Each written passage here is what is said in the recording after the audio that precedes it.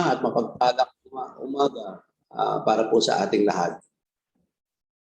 Our keynote speaker for the third day of the CocoKwentuhan sa Negosyo directs the marketing, research and development, and manufacturing of resins, oleochemicals, and colorants to serve a wide range of industries in DNL Industries Incorporated.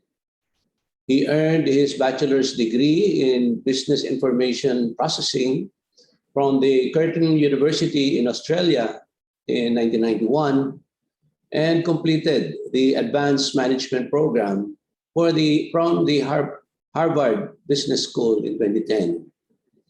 His company, Chemres Technologies Incorporated, established itself as a global supplier of coconut-derived oleochemicals. With the mission to promote natural and sustainable ingredients, the company supports manufacturers and brand owners of personal and home care products around the world. The company also established itself as a leading global supplier of coconut medium-chain triglyceride or MCT oil. The brand Laureen is well known to many business leaders and professionals in the country. In his capacity as chairman of the United Coconut Association of the Philippines, or UCAP, board member of the ASEAN Oleochemical Manufacturers Group, and as vice president of the Philippine Oleochemical Manufacturing Association, or POMA, he seeks to unify the various subsectors of the coconut industry into a progressive and sustainable industry, a role that involves many business sectors and government departments. As a champion of the Philippine Biodiesel Association, his advocacy for the use of biofuels has been instrumental in the successful mandate of biofuel blends in the Philippines' energy mix. With this as background and his vast experience in the industry that I have mentioned, here to provide the keynote message to today's topic on private sector and coconut farmers partnership, let us all welcome the Managing Director of Chemres Technologies Incorporated, Mr. Dean Ang Lao Jr.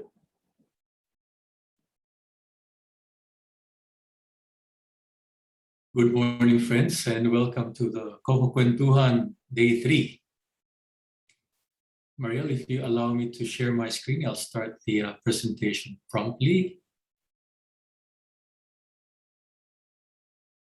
Thank you po, Administrator Madigal.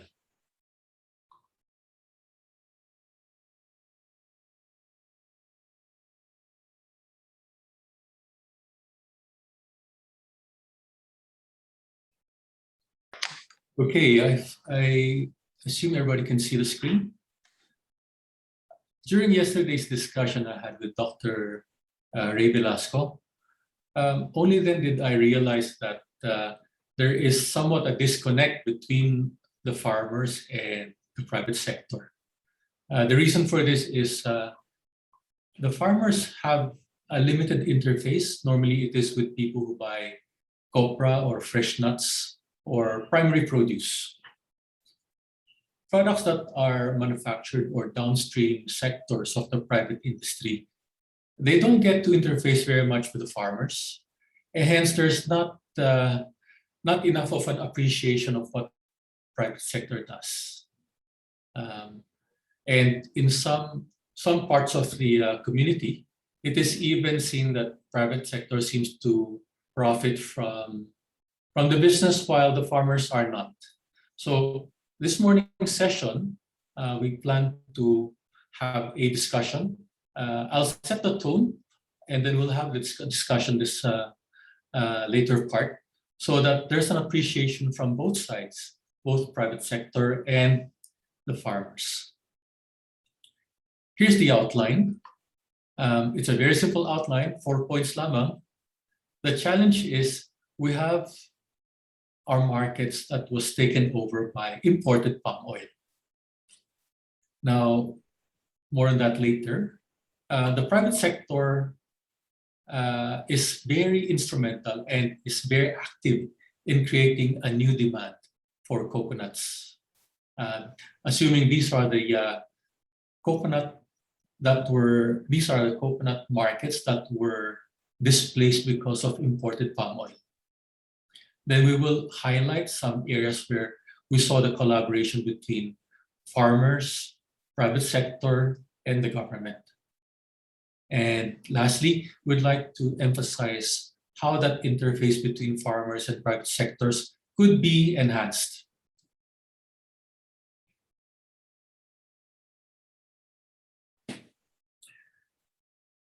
Now, why are we in this difficult situation with poverty and hardships at farm level? I would attest that the biggest influence has been the loss of our market to imported palm oil. If you walk to our supermarkets, the groceries, you will see a wall of golden oil in the vegetable oil section or cooking oil section. And you will struggle to find a bottle that is actually coconut oil. It's easy to find out. If you look at that inset picture, a wall of golden oils, almost none of them are coconut, because coconut are normally packed in bottles that are opaque, not clear. You cannot see through because coconut oil tends to be white, and then when it's cooler, it becomes a solid fat. So the bottles are always opaque. You don't see the inside oil. But if you see all the other oils there, non-coconut, all of them, most of them are palm oil, palm olein, then there's soya, corn, rapeseed, olive oil. Sad to say, every household and most food manufacturing companies have switched away from using coconut and now are using palm olein or refined palm oil. Why is that? We know it's all because of economics. If it's going to be your business, your cost of production is, of course, something you want to always manage to be at the minimum. Palm oil is the world's most efficient crop. It's the cheapest vegetable oil out there. And today, we import so much palm oil, it has taken over as much as 60% of what used to be served by coconut oil. So now you ask, why are we in this state of poverty or hardship? It's because we lost our market. And once you lose your market, that means we become dependent on markets outside that will set the price or the world price for the very product that we produce. How ironic. The price in Rotterdam, the price in Chicago, will determine the price of copra that we pay our farmers. It is this dependence on overseas markets that has made the predicament quite difficult for our farmers. We should be able to take back some control, but that is only possible if we are able to create a demand that wins back what we lost to oil palm. Let me just introduce to the audience the private sector. The private sector, you might know them as the plantations, the nurseries, millers and refiners, manufacturers, brand owners, and the service providers, the transport people, the logistics people, the compliance companies, all these services who make value adding possible. And there's, of course, the United Coconut Associations of the Philippines, UCAP, who represent them as an umbrella association. So you can see a lot of the companies who add value to coconut are members of the association. UCAP can be a contact point for the farmers, a contact point for planners, master planners, academe, or people who want to look into the improvement of the industry, because we do represent the bigger private sector.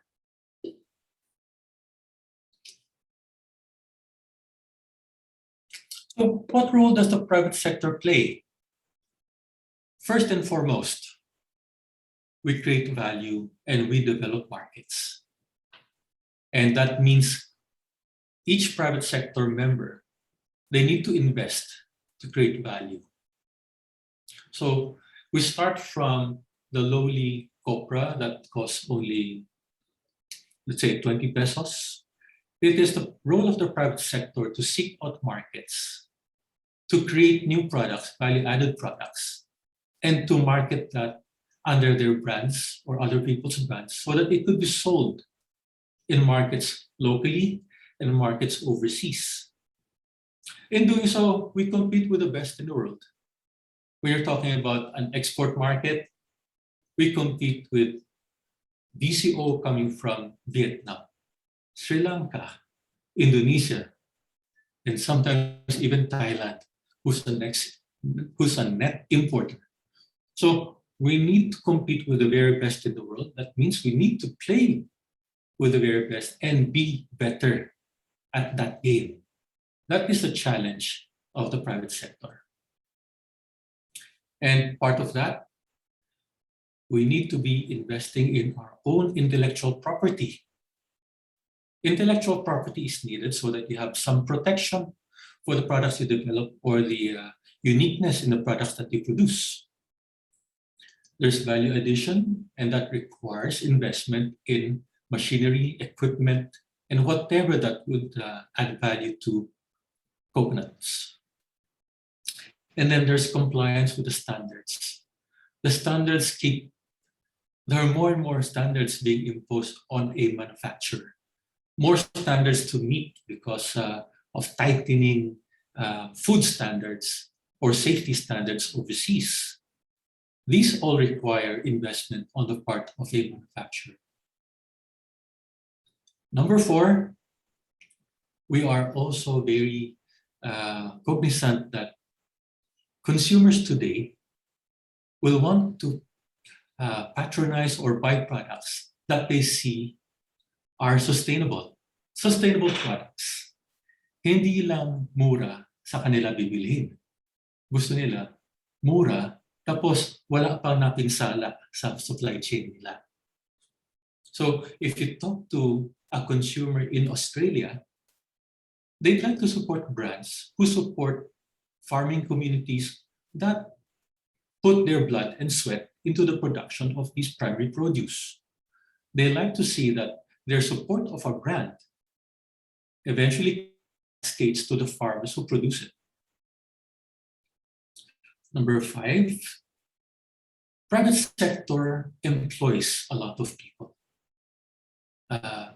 It's taken for granted, pero every time that you have manufacturing, you have investment, it involves investing in people also. To create value, people are employed. And lastly, to the interest of our government, we pay taxes. Or at least those who make profit pay taxes. Now, important again for us to note that the interface between our farmers and the private sector is somewhat limited. As mentioned earlier, the interface is usually limited to the private sector partners who buy copra, who buy fresh nuts, husk or quire. So it's usually the interface only with the primary producers. As the product is value added, as the product is processed further, our farmers have much less contact with them. So your interface is really limited only on the upstream. Also very important for us to note, the private sector is self-funded. We receive little to no support from government in terms of funds, but good to note that there are also the likes of PCA, DA, DTI, who actually helps in helping us add value and create new markets. So I'd like sectors from the farming community to appreciate what the private sector does. I'd like to take this as an example. Lauren liquid coconut oil. This is a product that was developed by Chemres to broaden or to expand the market for virgin coconut oil. Let's start with the premise. Why did we develop such a product? We know that VCO has gained popularity, but over the last 5 years, the production of VCO, not only from the Philippines, but from Sri Lanka, Vietnam, Indonesia, they've been commoditizing the market. What does that mean? The competition has made prices for VCO lower and lower by the year. And our customers shop around. The customers would always look for the lowest cost producer. So what we wanted to do is introduce some innovation that will add value once again to coconut oil and expand the market beyond those consumers who buy VCO. This has been mentioned in previous conferences. VCO has a unique and very nice flavor. It has this fragrant coconut smell and mild coconut taste, and a lot of people like it. But there are at least 40% of the consumers who prefer to have a bland tasting oil, an oil that is flavor-free. Or it could be people who just don't agree with the smell or flavor of coconut. So we wanted to tap into that market. There's been a lot of research that said coconut oil is very, very healthy.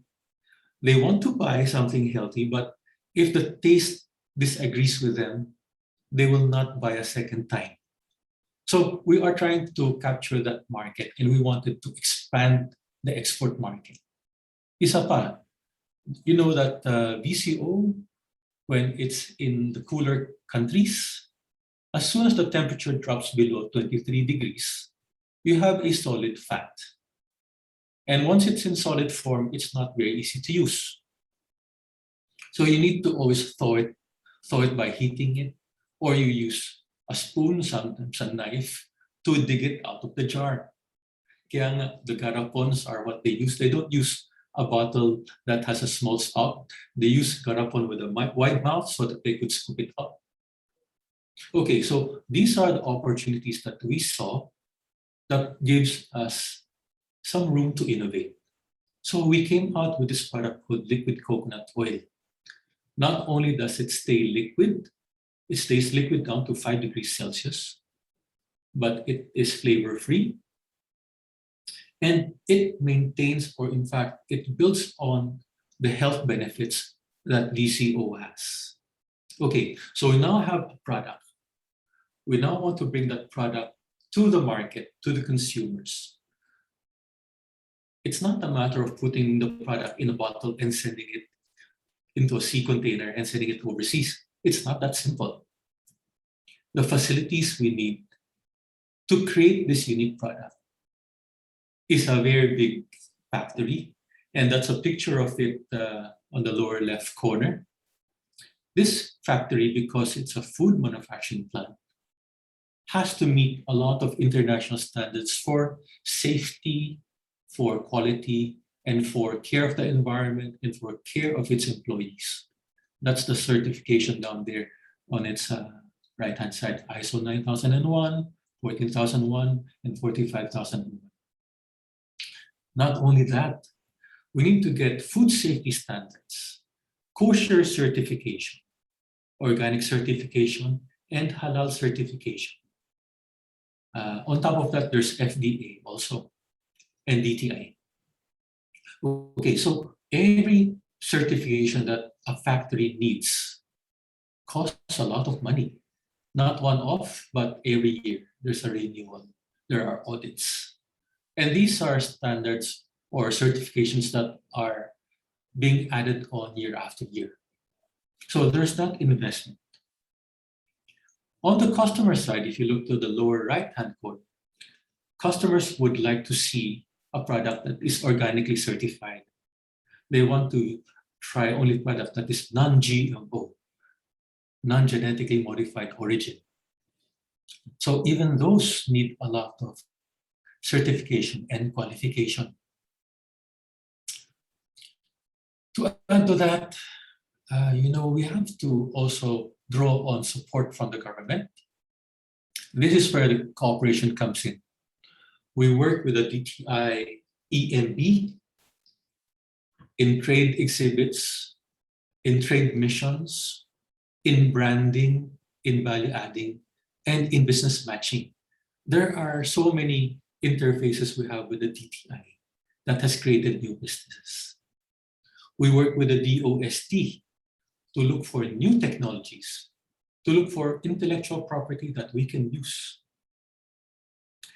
Once we get those, we register with the IPO or Intellectual Property Office. We need this because this is protection for the future. We want the innovations, or we want these unique products to remain for us, not for others to copy. Then, of course, there is Philippine Coconut Authority, endlessly helping the industry. And most recently, or currently, we're in our Coconut Week, and this CocoKwentuhan is exactly a venue for collaboration and cooperation. So you see, to bring coconuts to the consumer market in the world, it requires a collaboration with so many parties. So our primary producers, our coconut farmers, might not see all of these activities because of their limited interface. But it's good for you to see them. And I believe there are model companies like Green Life. Green Life is of course, owned and run by the Rubio family. And this is a very good model, a very good example of a farmer who has seen the potential. They have invested time, money, effort, blood and sweat to create their brand, to bring it not only to the local market, but to create export markets for themselves. They will find out, in fact, they found out that all of these certifications and all of these expenses to compete in the world market requires a lot of investment. But they are committed and they are relatively successful in doing so. Hence the brand Green Life. We see them proudly displayed at Cultura or SM. We see them also in duty-free Philippines at the airports.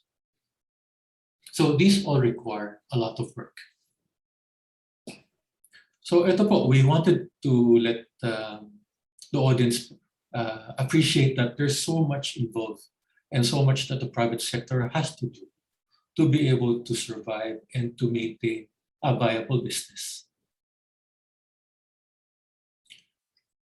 This is another private sector-led advocacy.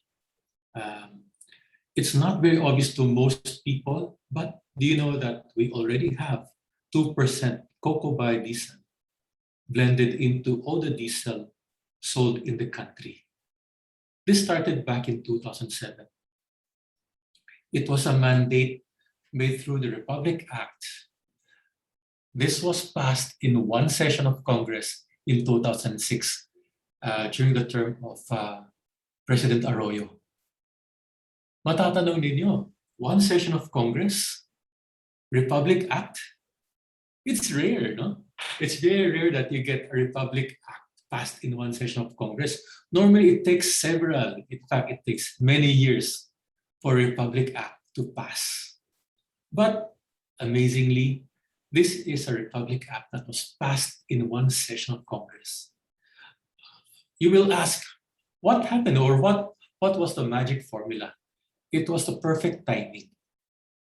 That was a time when copra prices were so low, crude coconut oil was so low, but at the same time, the price of oil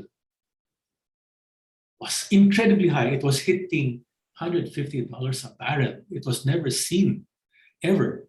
So during the term of President Arroyo, she was, of course, criticized because Philippines is an oil importing country. We needed to have a fuel that is locally produced from local feedstock. and coconut oil was the answer. It was perfect. Coconut oil had no market. The price was in the dirt. But oil that fuels all the economy is incredibly out of reach. So having a biofuel that would serve both challenges was perfect timing.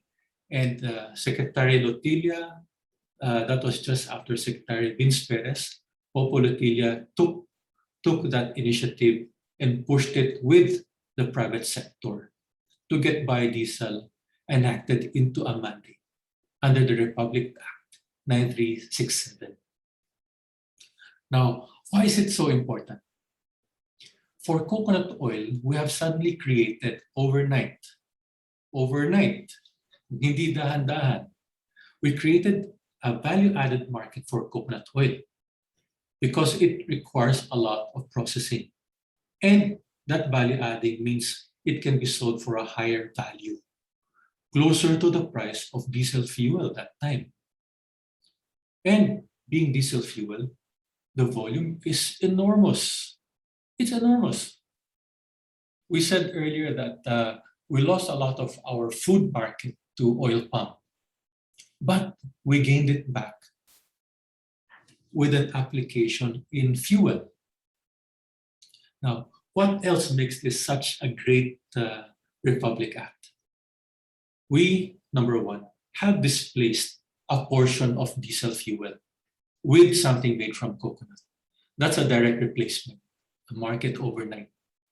Not only that, did people realize that all these smoke belchers that was populating all our city streets, didn't they just disappear?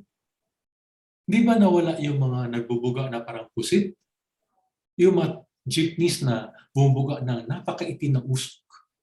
Saan sila napunta? Andiyan pa rin sila, di ba? Andiyan pa rin sila. Nagbago ba sila ng makina? Nag-upgrade ba sila ng sasakyan? Hindi naman. Pero, paano nawala yung usok? It was because of the biodiesel blend that was put into the fuel. So not only that, we know that the smoke belchers create a lot of respiratory illnesses for our country people. Not only that, it's so irritating. No?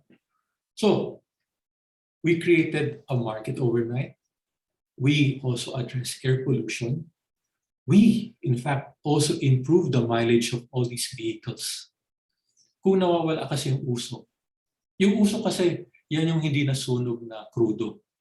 Yung hindi nasunog na krudo, lumalabas sa tambutso yun as itim na usok. Kung biglang na-harness mo lahat yan, yung sayang, nagamit mo, you converted it to energy, lumalayo yung takbo ng sasakyan. The mileage improvement is significant. And during that start of the mandate, we saw that mileage improvement ranged from very, very modest 7% improvement up until 20%. The more dilapidated the vehicle, the bigger the improvement in mileage gain. Now, 2 years later in 2009, that 1% became 2%. That 2% blend in diesel consumes 130,000 tons of crude coconut oil per year. It's huge, diba? That 2% takes up more than 10% of our coconut oil supply. It's more like 14 to 15% of our coconut oil supply. We still lost a lot to oil palm. There's still a lot of value to gain back. So that's why there is a mandate for B5, or there is an advocacy to push for a B5 mandate. B5 mandate, it would bring up the consumption of coconut oil to almost it will be almost 500,000 tons of crude coconut oil per year. That's about 40 to 45% of our coconut oil supply. How does that affect the farmer? If you have a sudden demand overnight, what happens? doesn't that bring up the price of copra? Hindi ba tataas yung bentahan ng copra pag maraming bumibili, maraming naghahanap? Yan yung immediate benefit sa mga farmers natin. Hindi lang po yun. Every supply chain that's involved in the biofuels program, from the manufacturers to the distribution, to the trucking, to the oil companies, everybody gains. Again, this is the meaning of inclusive benefit. Not only does the price of copra improve, it also makes the copra price more stable because you have a big market that keeps the price stable and not influenced by Rotterdam or Chicago or New York. So you can see how important this Biofuels Act is and how important it is that the private sector is leading the advocacy with a lot of, I have to say and give credit to the PCA under Administrator Madrigal. We have so much sales pitch, sales pitch namin to. We are trying to justify, we're trying to convince fellow cabinet secretaries, cabinet members. It's a challenge. It's a challenge to let them see the real picture and the inclusive benefit. As obvious as it is to us, unfortunately, some people need more than just a presentation to see the merits of a higher mandate. So that's a very important private sector-led advocacy, and one that requires a lot of collaboration and a lot of interface. Now, we wanted to revisit that interface between farmers and the private sector. The old paradigm, ito yung kadalasan nangyayari, yung kasanayan. A private sector company would normally buy fresh nut, copra, or primary produce, and it stops there. And a farmer's livelihood will rely very much on his productivity, his ability to produce nuts, to produce copra. It is, of course, sariling sikap, as much help as they need to improve that livelihood, they need it, because by themselves, it's a little bit difficult. Now, I mentioned again that they have very limited interface with the private sector, aside from selling to buyers of their primary produce. But there's a new paradigm, and we will hear from them later this morning. The new paradigm calls for companies who not only invest in the industry, but most companies will invest if there's a return on investment. It now goes beyond that. There are now companies who have a higher, more altruistic goal. Mas mataas yung hinahangad nila, hindi lamang yung pagbibili, but gusto nilang tumulong. So they bring in their own corporate social responsible programs, CSR. CSR means they have to invest back into the upstream stakeholders, the farmers. But that is getting even more polished. Number 3, these CSR that benefits farmers are now also giving an ROI, or it's also returning back to the company. How is that happening? This has become a new business model. CSR can be a very good business model if you can tap into markets who appreciate that the producers, the primary producers of the product that they buy, benefit when they buy your product. So, for example, a bottle of coconut oil sold in Frankfurt, Germany. There's one bottle that is selling for 5 euros and one that sells for 7 euros. Side by side, one is more expensive, but the 7 euro product, it has an advocacy a farmer community that it supports.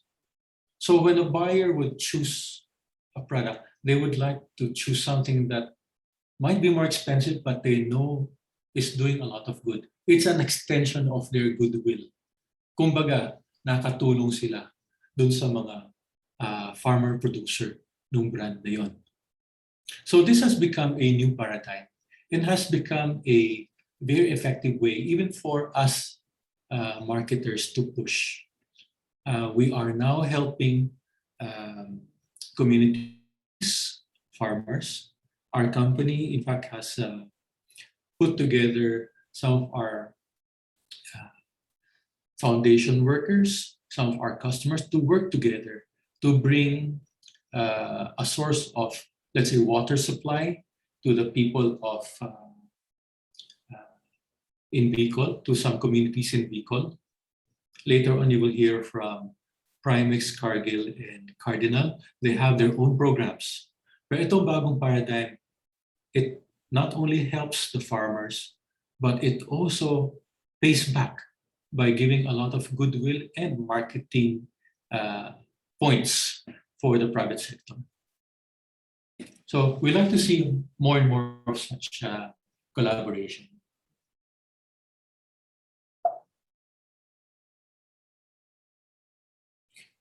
Ang gobyerno, syempre, we want to recognize the government. In particular, we wanted to recognize PCA.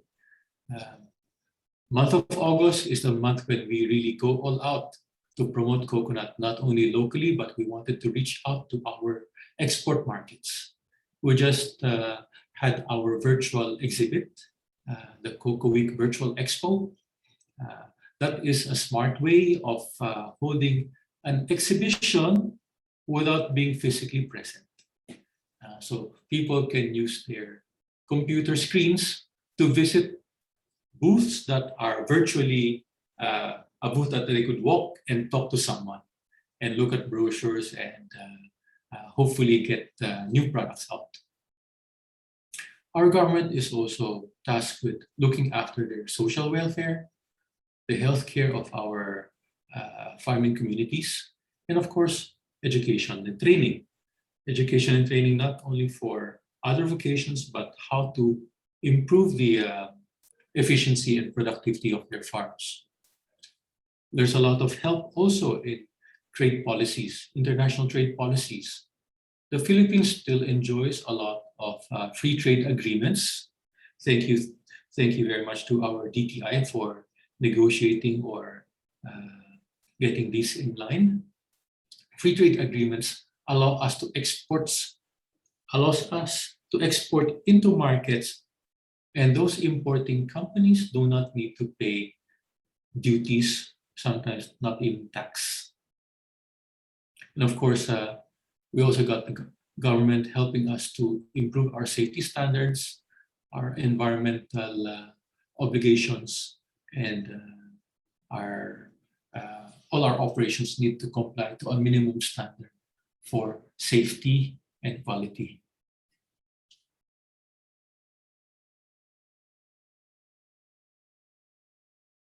So it is a collaboration. Kapit Bisig po, it is really the farmers, the government, and the private sector has to come together. And with that, I will leave it to our dear Dr. Velasco and MC. I give it back to you. Salamat po sa inyong lahat. Thank you po, ladies and gentlemen, once more, setting the stage for our discussion for the day. Our keynote speaker, that is Dean Lau. Maraming salamat po, Dean Lau. Before we go ahead and hear from our speakers from the private sector, let's hear a few words from our Secretary of Agriculture. And this is a message that he has been sharing with us for a few days now dito sa CocoKwentuhan. Pero maganda pong marinig po natin muli so that we have a nice frame of mind for when we go ahead into our speakers about the private sector, our discussion in the Q&A later on. Let's hear a few words that might inspire us from our beloved Secretary William Vidar.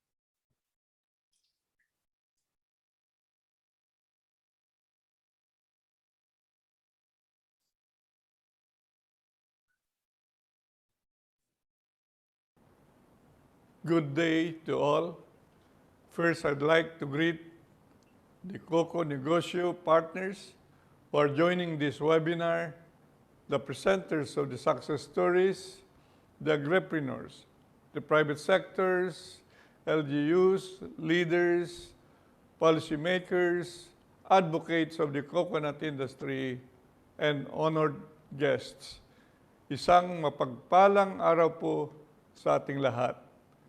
This is the second webinar as a major activity of the National Coconut Week of 2021 celebration, using the virtual platform due to the new normal situation under the pandemic. However, despite these hurdles, we relentlessly pursue this activity to circulate and share the elements of Coco-Negosyo success stories. Sa araw na ito, hayaan ninyo akong bigyang pugay ang ating mga bayani sa Nyugan, mga nagtiyaga at nagpakahirap para makamtan ang pag-asa na galing sa Coco Levy. Matagal silang naghintay at umasa na darating ang biyayang ito na sa kanila rin nagmula. Ito ang magiging pundasyon ng pagbabago sa industriya ng pagnyunyog at makakaasa kayo sa paggabay at suporta ng gobyerno at pribadong sektor. Isang magandang tema ng CocoKwentuhan, may kabuluhan at pakikinabangan para sa kabuhayan at pagkakitaan. Sa aking panunungkulan bilang kalihim ng agrikultura, ang ani at kita ay ang konsepto na naging sandigan ng mga programa ng agrikultura. Ang industriya ng pagninyog ay isa sa pangunahing industriya na may malaking kontribusyon sa ating ekonomiya, subalit nakakalungkot na marami sa ating mga magninyog ay nananatili sa poverty level. Ang solusyon ay pagbabago sa estratehiya at sama-samang pagbalangkas ng mga programa na tututok sa kapakanan ng sektor at sisiguraduhin na pantay na benepisyo para sa lahat. Naniniwala po ako na coconut farmers need not be poor at ito ay matutupad kung sila ay mabibigyan ng pagkakataon and be guided sa pagnenegosyo at kalaman sa mga teknolohiya. Ang webinar na ito ay magsisilbing inspirasyon ng maraming magninyog na magkakaroon na ng pagkakataon na maging negosyante sa tulong ng gobyerno at suporta ng pribadong sektor. Partnership, consolidation, convergence, at commitment ang susi sa tagumpay na ito. Rin ang direksyon ng mga programa sa ilalim ng Coco Levy Trust Fund Act.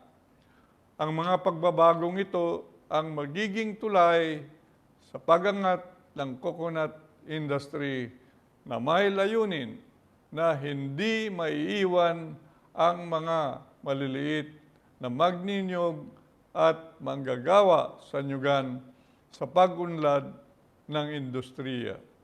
Sama-samang pagsisikap ng mga ahensya ng gobyerno, private sectors, policymakers, at kaming mga leader sa agrikultura ay laging handa sa paggagabay at pagsusuporta sa inyong mga adhikain tungo sa pag-unlad. I'd like to commend PCA, for organizing this event. I hope this will spark the enthusiasm of our coconut stakeholders, and the success stories will serve as models for emulation. Hindi ito nagtatapos ang kwentuhan. Nararapat na ang mga ito ay isakatuparan upang ang tagumpay ay makamtan. Maraming salamat at mabuhay kayong lahat.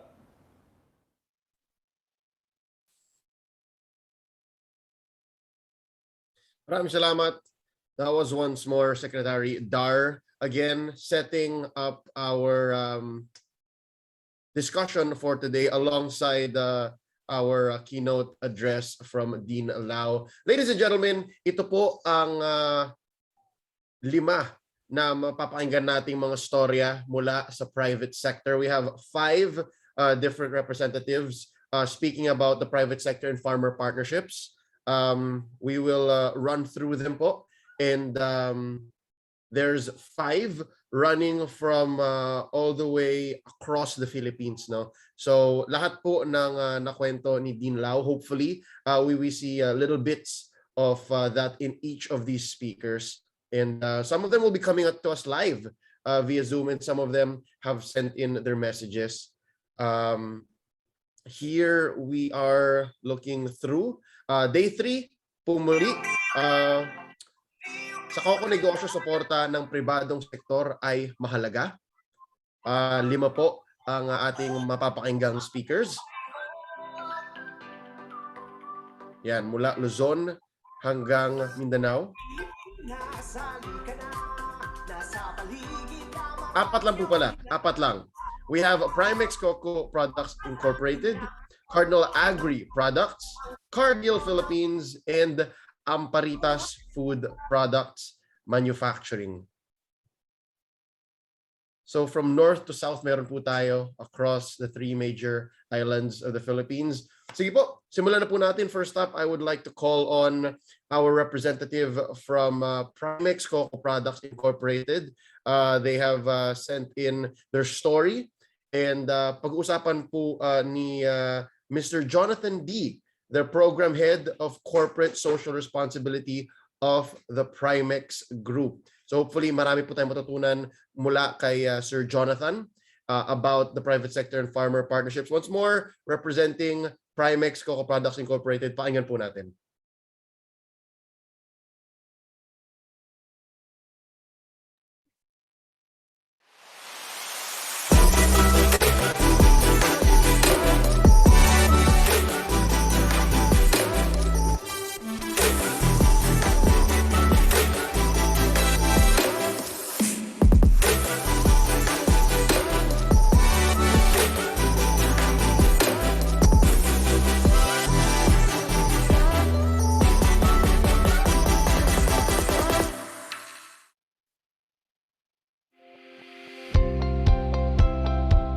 The Primex Group of companies is composed of 10 coconut processing facilities located in various parts of the country. These are the places with the richest concentration of coconut trees. As a major player in the industry, Primex understands its impact and its responsibility to the coconut farmers located across the country.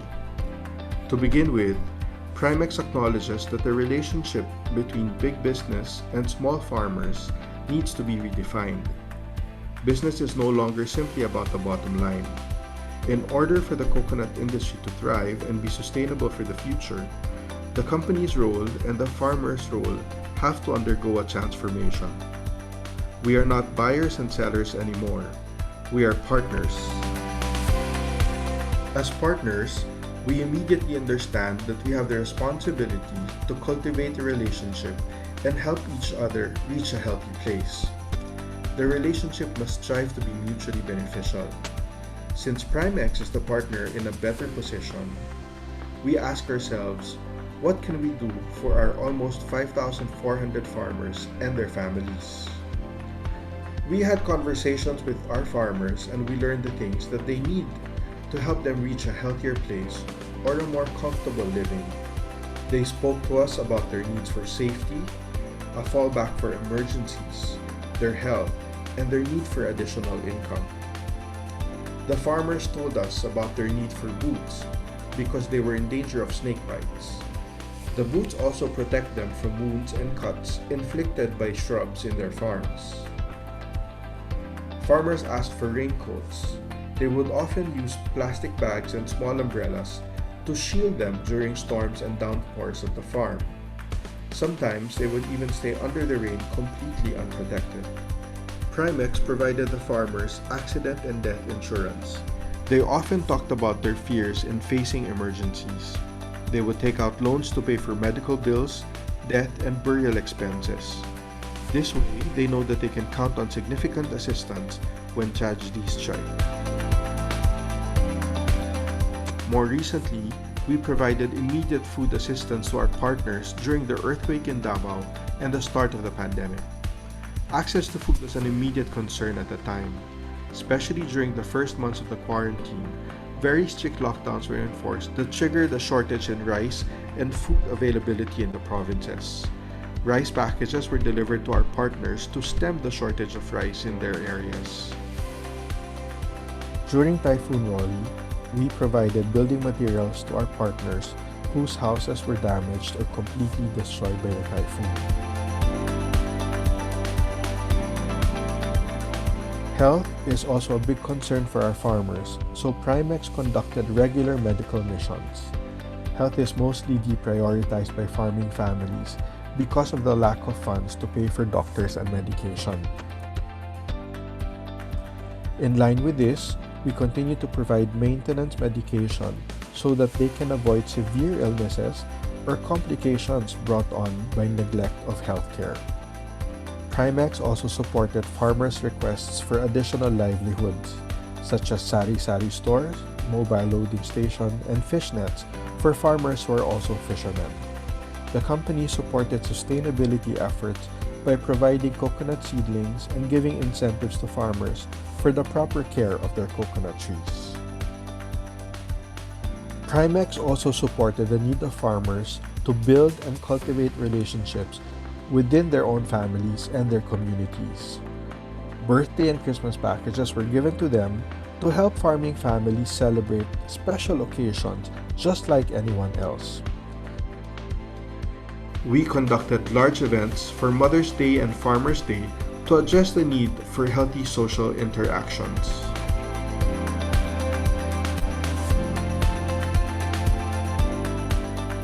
All of these projects were initiated to address the short-term and medium-term needs of the farmers and their families. The projects aim to provide regularity of support to the farmers. Primex wanted to show them that, as partners, we are invested in their comfort, their well-being, and ultimately their success. Yet, there is really still much more to do. As part of the endeavor to precipitate a long-term change in the lives of the farmers, Primex is embarking on a 5-year program beginning on the 4th quarter of this year.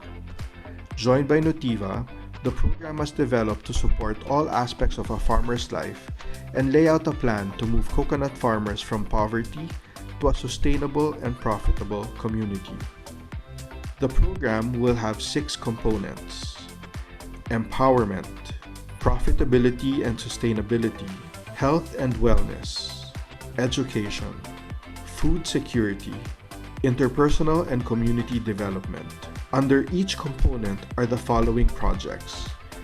For empowerment, the farmer and his next in line will receive training for financial management, leadership, other skills and knowledge development, as well as the creation of a farmers' cooperative. Under profitability and sustainability, the farmer will receive agricultural training and support, as well as farm productivity training. They will also have access to a biodiversity project, as well as a coconut farm sustainability project. For health and wellness, the farmer and his family will receive a farmer's health card, which is a localized healthcare system specifically made for their community. They will also receive healthcare seminars and will benefit from Receta Exchange, which is a project that provides free maintenance medication. For education, each farming family will benefit from educational assistance. This is a monthly allowance given to up to 4 children in that farming family. They can also qualify for university scholarship grants or TESDA scholarships. Graduates will receive assistance for job placement. For food security, each farming family will have access to the backyard farming project. Under interpersonal and community development, the families can participate in special community activities. The program will start with a community in Ligao, Albay, composed of 60 farming families. The goal of the 5-year program is the creation of an empowered community which can exercise self-determination and build an autonomous and profitable cooperative for the current and next generations of farmers.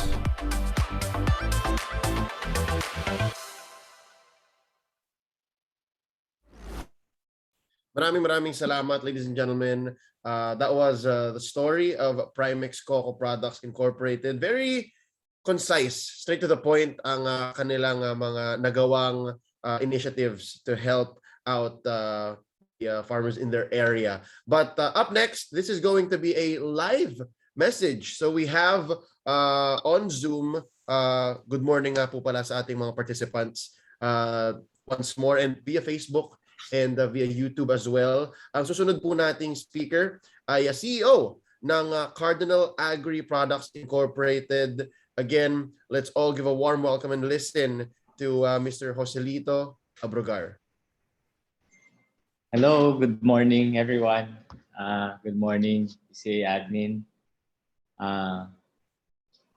Good morning, Sir June. Hi, good morning.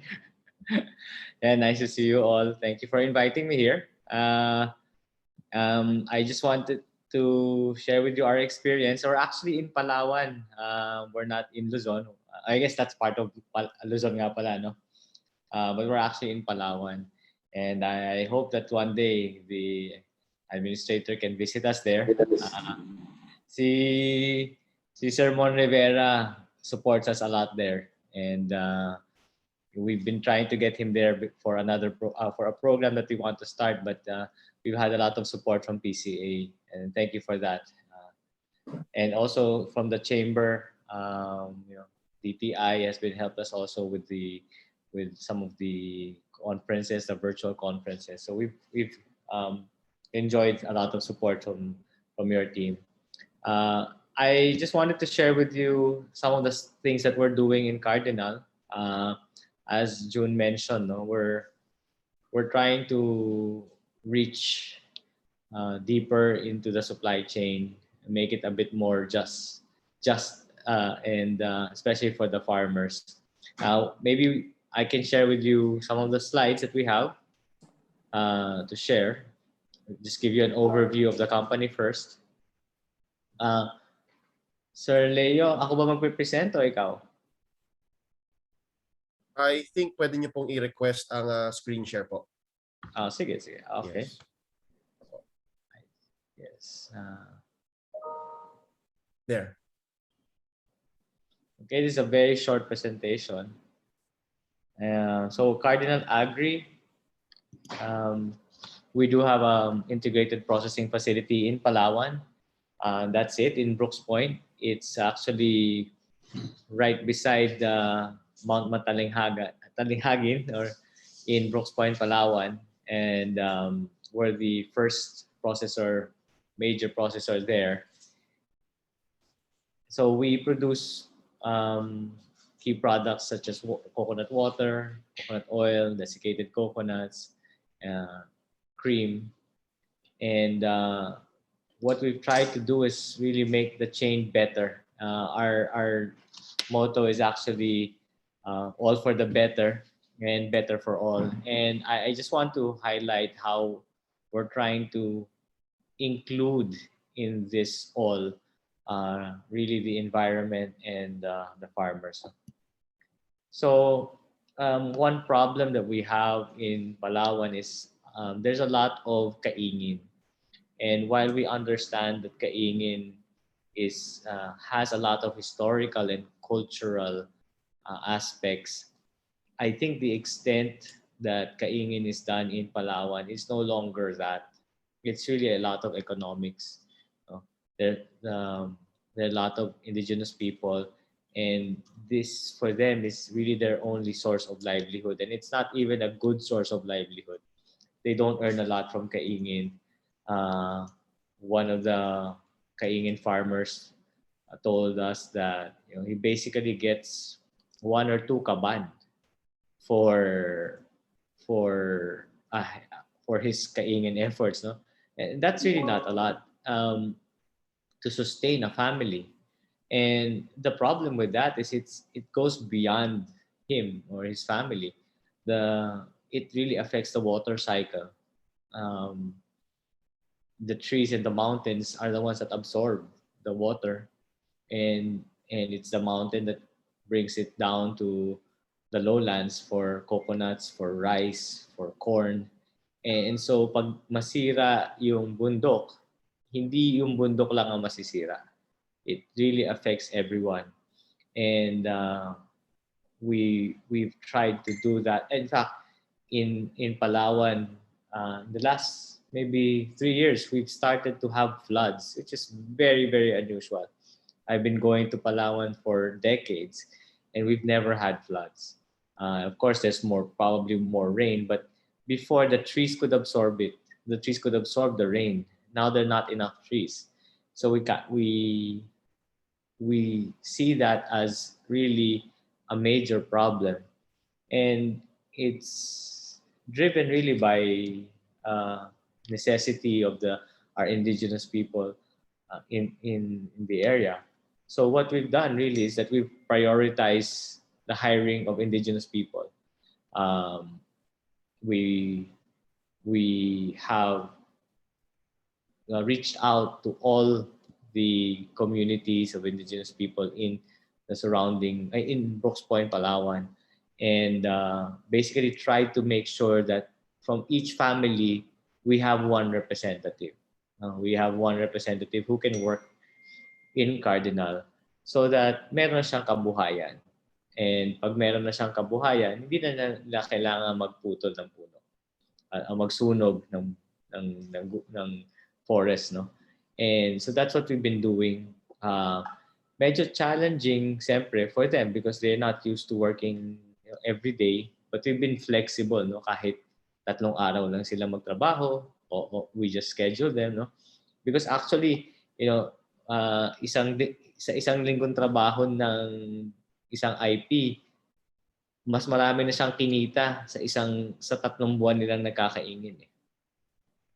So hindi nila, totoo lang, they don't want to earn that much. So, hindi nila alam kung anong gagawin nila kung ganun kadami yung money nila, no? Pero at least guminhawa, no? Guminhawa na rin yung kanilang sitwasyon, and hindi naman natin pinipilit na everyday sila pumasok kung una-una hindi sila sanay doon. Pangalawa, kumikita na naman sila ng sapat, no? Hindi naman natin kailangan silang pilitin. Pero ang pagandahan doon is that naaalagaan na yung bundok, no? So isa sa ginagawa namin ngayon, kasama ng local government, reforestation na tayo. So we've started yung pinaka-critical areas na kalbo, nagre-reforest na tayo. And so ngayon nagpe-prepare tayo for the next summer na making sure na ma-identify yung mga critical na areas sa bundok at ma-prepare yung mga seedlings. So we're working very closely with DNR, with the LGU to make sure na we have enough seedlings. And it's becoming a community effort. So mayroong mga volunteers from Cardinal, from our service providers, and even from the community who would go. Sana nga mas marami pa nag-a-attend, except kasi may maraming mga rules about social distancing and all that. But we're hoping that we can reforest the area, no? So that's critical because it's critical for our business. No? It's not just we're not just doing this to help. It's we're helping because it's also very critical for us that the mountains are preserved so that the water cycle continues and that the agriculture is healthy. Kasi kung wala naman tubig, galing sa bundok, then the coconut trees will not be as productive, and in fact eventually there's a big chance that they'll be not productive at all. So that's what we're doing at the pinaka in a way start of the supply chain. For the farmer, of course, we because we sell some value added products, we're able to pay a bit of a premium, and but there's a limit to that because we cannot keep on. We have to be competitive. We have to be competitive in the market, and so there is some room on pricing for the a premium, but hindi siya ganong kalaki, and we cannot dictate the market. We cannot, even if we're working with clients that are sort of socially responsible also, we cannot just charge so much just because. But there are increasing number of that, and that we're thankful that there's a strengthening of that mindset in the world, no? But not buying, at least to the extent that we can. We try to give a premium. We also manage the harvesting, no? We at least offer that as a service, and that allows us many things, no? In terms like managing yung quality ng coconuts. But for the farmer, it allows them to be farmers, and we'll talk about that later, no? But it allows also the farm workers na steady yung trabaho nila. Because in a way, mas mahirap pa sa farmer. And I know we've talked about the poverty of the coconut farmer, but in many ways, the coconut farm worker is even poorer than the coconut farmer. At least yung coconut farmer may lupa, pwede niyang gamitin pang utang. But the farm worker, wala siyang puhunan eh, wala siyang kapital eh. And so what we've done is to sort of take that on and organize them so that they get very regular work, and also that their wages are managed to the level where it's livable, a living wage. No? And so that's what we do on that aspect about buying and harvesting.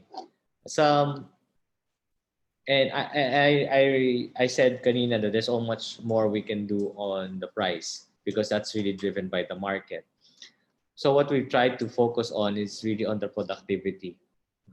And that's where we've tried to work very closely with the farmers by improving in an attempt to improve their productivity or the productivity of their farms. So we provide them with fertilizer, organic fertilizer, and so that the fertilizer is really not, in a way, it's not a fertilizer that has all the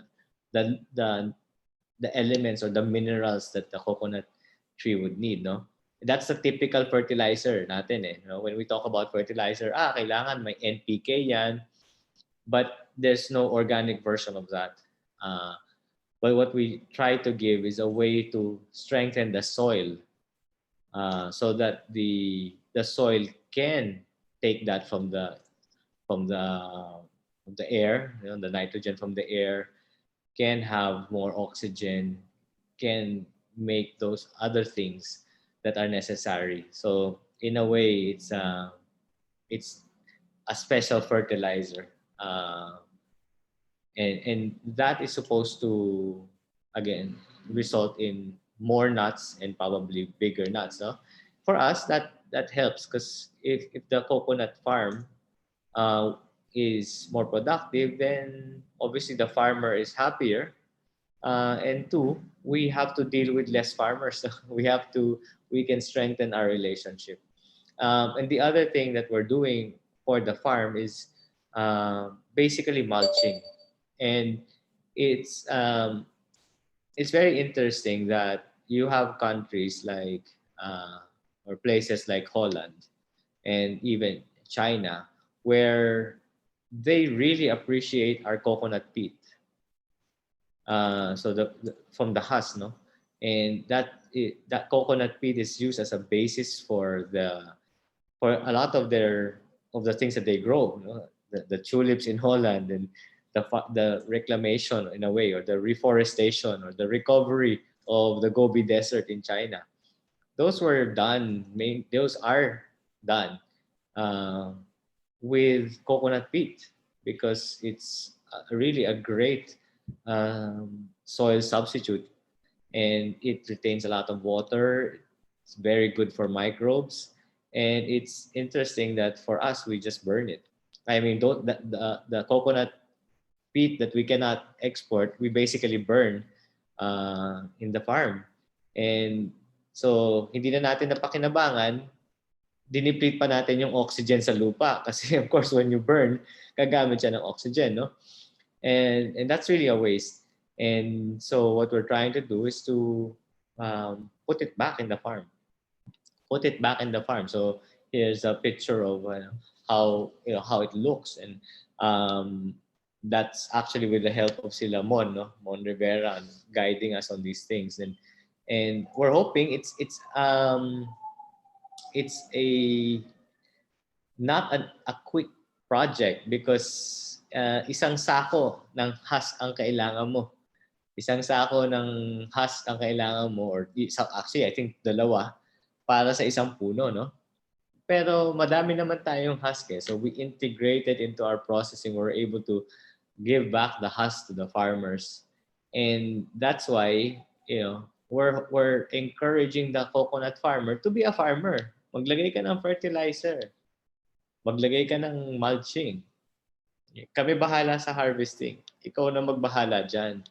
And so, it's a mindset change, no? And so that's why we're working with model farms. Kasi yung coconut farmer, sabi nga nila, tamad ang coconut farmer kasi wala naman siyang, hindi naman katulad ng rice farmer na gigising siya araw-araw, and masakit sa likod.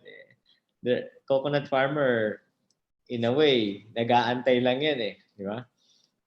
But we're trying to empower, as my friend from Primex said, no? We're trying to empower the farmer by saying, look, you can do something about this, and to improve, and we're hoping that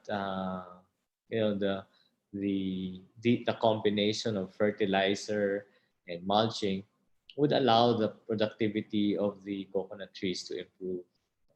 And in the future, we're hoping to encourage some intercropping, or yung kanina, yung backyard, sinasabi kanina, yung backyard farming, no? We want to encourage that. Of course, it's kind of tricky kasi,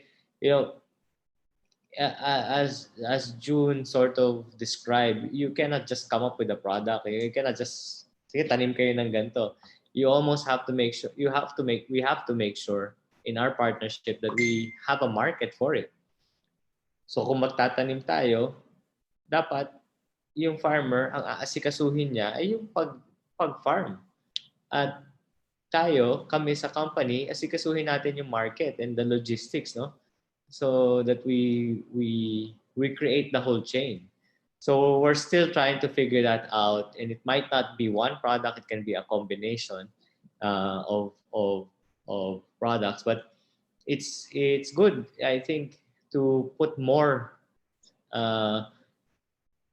seeds and more plants into the coconut farm, no? Because you need also that diversity in terms of natural farming. You need about, actually, 5 dapat yata yung nire-recommend, what they're doing now in Australia. They want to have 5 crops, so that the plants, the trees, they share they share minerals, they strengthen each other. Sa coconut farm, typically, isa eh. Or in Palawan, wala, sa gitna. Nothing is intercropped. So that's the hope, and that we can introduce that and make it sustainable. No, there have been attempts before to not us, no, before many years ago. I've heard that there are attempts to na magtanim ng corn, and napag-grow naman ng mga farmers, but there was the market, the arrangement with the buyers, the market was not fixed. And so in fact that's why in Palawan people are very hesitant to intercrop because of that bad experience. So we're trying to be very careful.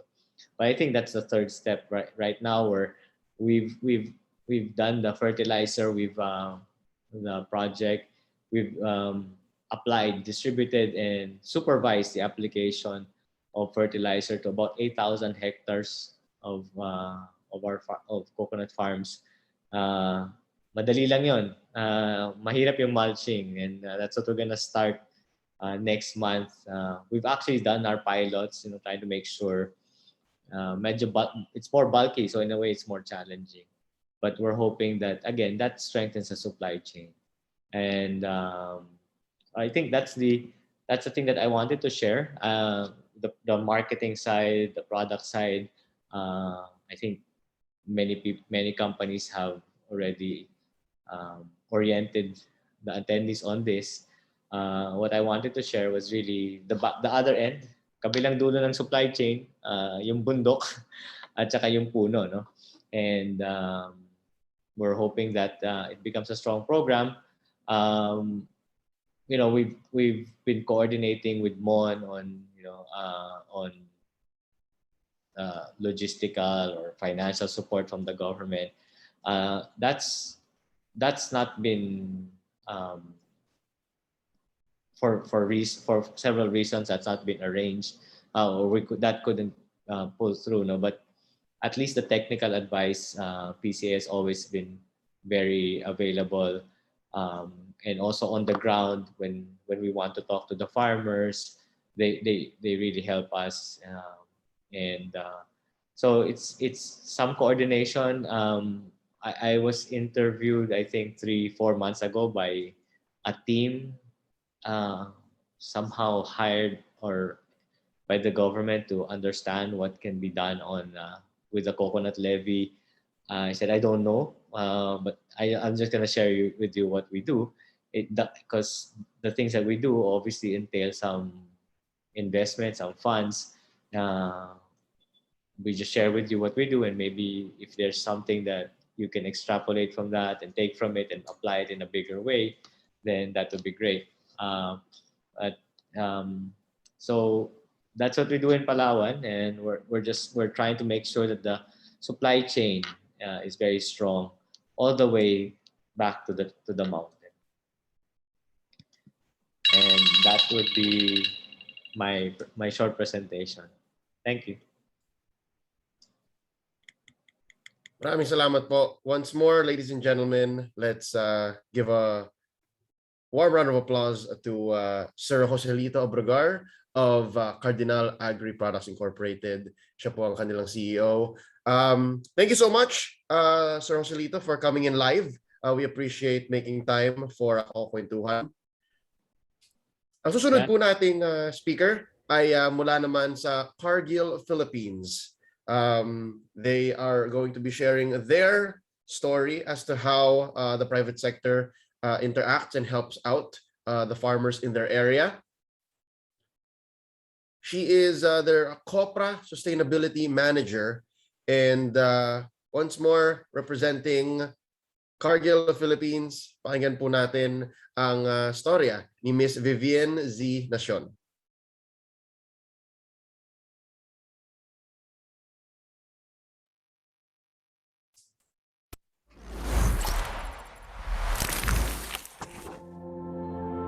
Philippine Coconut Authority is a primary government agency mandated by law to oversee the development of the coconut industry in all its aspects and ensure that the fruits of this development will accrue to the coconut farmers. It has always been a challenge for the authority on how to sustain and develop the coconut industry to its full potential to help the coconut farmers in the country. However, as it is being said, no tough challenge to those who are united. The collaboration of PCA, stakeholders, and the farmers themselves play a vital role in surmounting this challenge. These industry players, which has been instrumental in shaping the coconut industry, is the Cargill Oil Mills Philippines Incorporated. Cargill Oil Mills Philippines Incorporated, located in General Santos City, has been partnering with PCA and other government agencies to support the goals of nourishing the world in a safe, responsible, and sustainable way. Proven enough, the successful partnership of PCA and Cargill, especially in the implementation of SCNO, Sustainable Certified Coconut Oil Production Project, a collaborative effort by PCA, supported by Agricultural Training Institute and Bureau of Agriculture and Fisheries Standards, German Development Corporation, and private sectors namely Cargill, BASF, and Procter & Gamble, generally aim to increase productivity and income of small coconut farmers by introducing and expanding the certification by the Rainforest Alliance and implement a supply chain for certified copra. In Region 12, the project was implemented in selected municipalities of South Cotabato and Sarangani Jensan, which started in 2015 and was completed in 2019. Through this project, the farmers who attended the coconut farming as a business school are encouraged to pursue Cargill's Rainforest Alliance certification program upon meeting the criteria. Farmers will comply the requirements of the Sustainable Agriculture Standard. Once certified, the farmers enjoy benefits including education and training from Cargill. This established a strong foundation of the partnership between the industry and the coconut farmers in the Region 12. This established a strong foundation of their partnership with the participating coconut farmers in Region 12.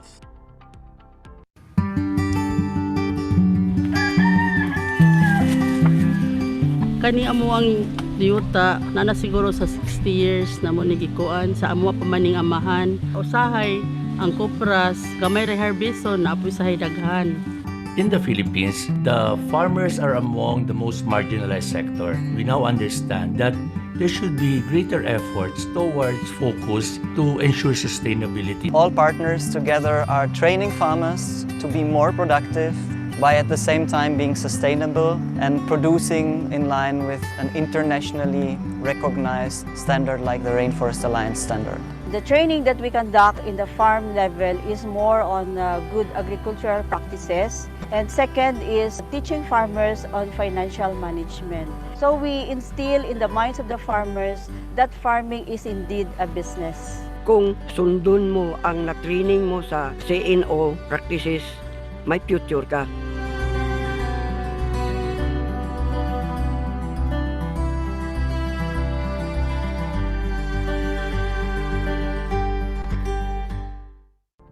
Furthermore, Cargill Oil Mills Philippines Incorporated supports the development of the coconut-based farming system as a means to increase the productivity of coconut farms and income of the coconut farmers towards improving the quality of life in the coconut farming communities, such as the recently implemented tripartite project of Cargill, PCA Region 12, and Daan Suyan Indigenous People Agri-Products and Native Livestock Agriculture Cooperative, or known as JANCO, for the establishment of the Coconut Hybrid Pilot Farm in Region 12. Nag-start po yung ating programa nung nagkaroon ng directive ang ating PCA Central Office na magkakaroon ang Region 12 ng tripartite program. So timely din na nag-communicate yung ating representative ng Cargill Oil Mill Philippines Incorporated na mayroon silang farmers organization na gustong pumasok doon sa ating PCA program. So yun, nag-offer tayo ng hybridization program sa kanila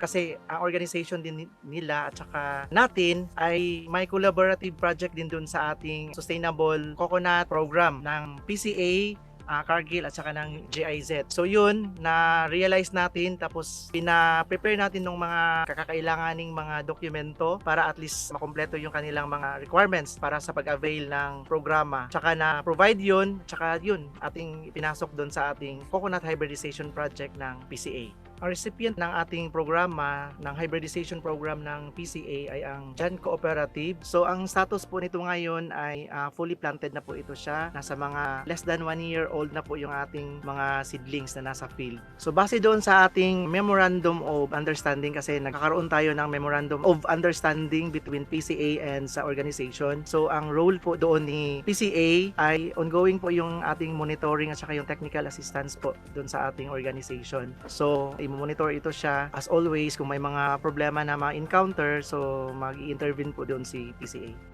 JANCO is the Cooperative Development Authority's registered cooperative. Beneficiaries are Rainforest Alliance certified farmers, recipients of the Sustainability Program of Cargill. Person sa Daansuyan, Indigenous Peoples, Agri-Products, Native Livestock Cooperative or JANCO. Nagsugod mi identify ang among organization last January 2018. Mao'y pagsulod ni Cargill sa among lugar sa Daansuyan. Gisugdan namo mag-apply para mahimog legal ang amo ang co-op last February 2019. Og sa wakas nakuha jud namo ang among papeles na magpamatuod na kami isa na ka-kooperatiba last September 2020. Sa pagkakaron, abot nami 205 member farmers ug naay presensya sa 3 ka barangay sa Malapatan, 2 ka barangay sa Maasin ug dire sa Upper Labay, General Santos City. Ang among kooperatiba naay 2 ka core business. Una, which is ang trading. Kung asa ginapalit namo sa taas na presyo ang mga abot na produkto sa among mga miyembro, tapos amo kining i-consolidate para dako among volume para ipasa sa pinaka-highest buyer sa Gensan. Ikaduha, which is ang financing, kung asa ang kooperatiba nagapautang sa mga member farmer ug mga butang, particularly pareho sa abono, binhi, pipilang grocery items ug usahay sa pipiling sitwasyon nagapautang pud og cash. Kami nagapasalamat na kami ang napili ni PCA in cooperation with Cargill Philippines na mahimog pilot sa Coconut Hybridization Project of 2020. 10 sa among miyembro nakaapil ani. Kung asa nakadawat kami og 6,500 seed nuts na hybrid na among gipatubo kung diin 3,148 niini ang na-assess namo na suitable itanom ug amo kining gitanom sa katibok ang 25 hektaryang yuta. Kaming mga nakaapil sa kooperatiba ang nag-identify ug nag-provide sa luna kung asa namo ni itanom. Pareho aning lugar kung asa ta karon. 500 hybrids ang natanom namo diring dapita. Bilang mga recipient sa mga hybrids, kami nagakommit na amo kining ampingan og i-maintain pag-ayo para anytime kinahanglanon ni PCA og ni Cargill og mga data permi kining available.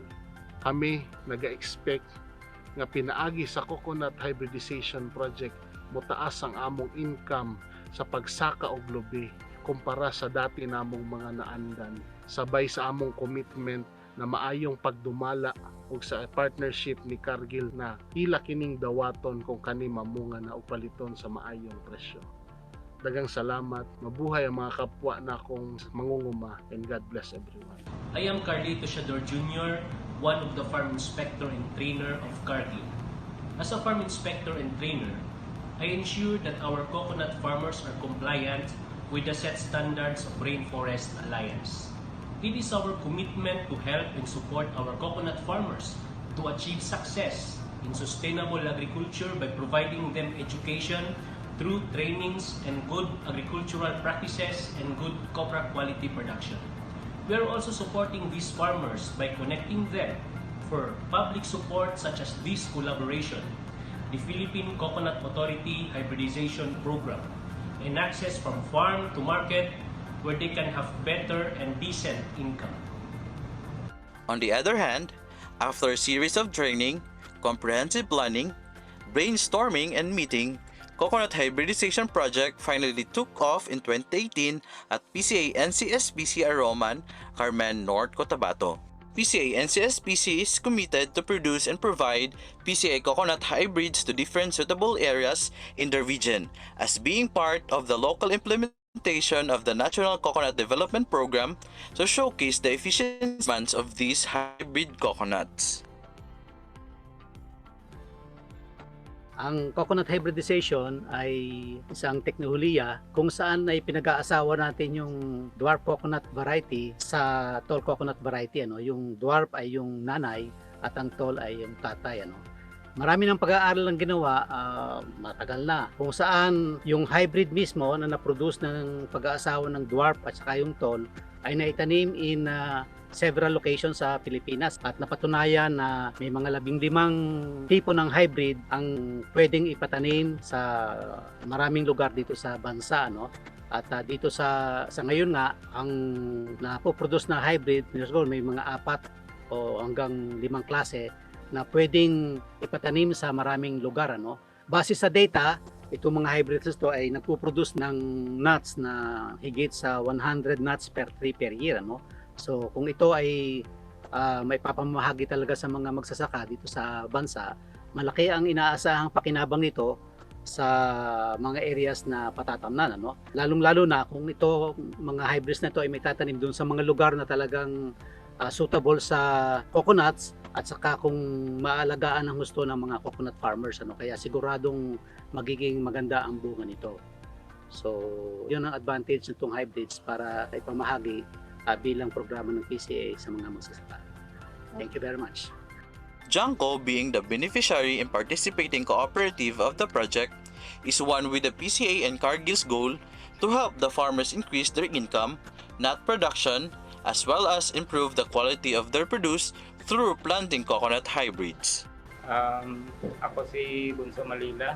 Usa ko sa nakadawat sa sibling hybrid nga lubi ihatag sa taga PCA. So, tagang salamat sa taga PCA, kauban sa Cargill. So, ako hindi ampo sa inaot ko nga makadungkang din sa takurong income sa maabot na panahon. So, ako rin po ng kamutan nga mungulambog yun siya. Yung sibling nga lubi nga ihatag sa taga PCA. Daghang salamat sa taga PCA.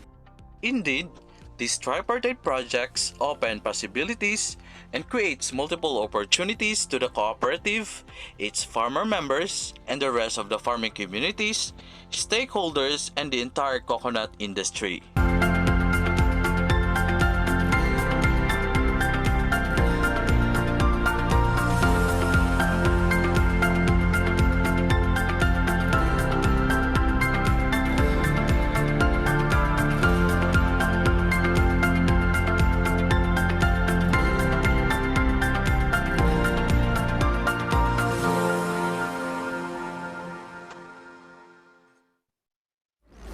Maraming salamat. Napakaraming nag-share tungkol sa mga efforts and mga strides na nakamit ng Cargill Philippines. Last but not least, let's move on to our last participating private sector representative.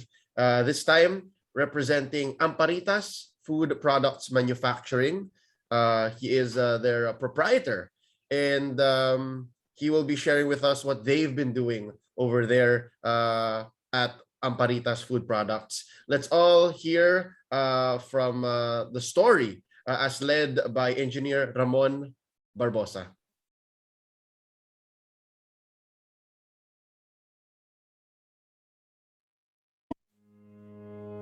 Hinatuan, one of the 17 municipalities of Surigao del Sur, located at the mouth of the Hinatuan River at the eastern seacoast of Mindanao.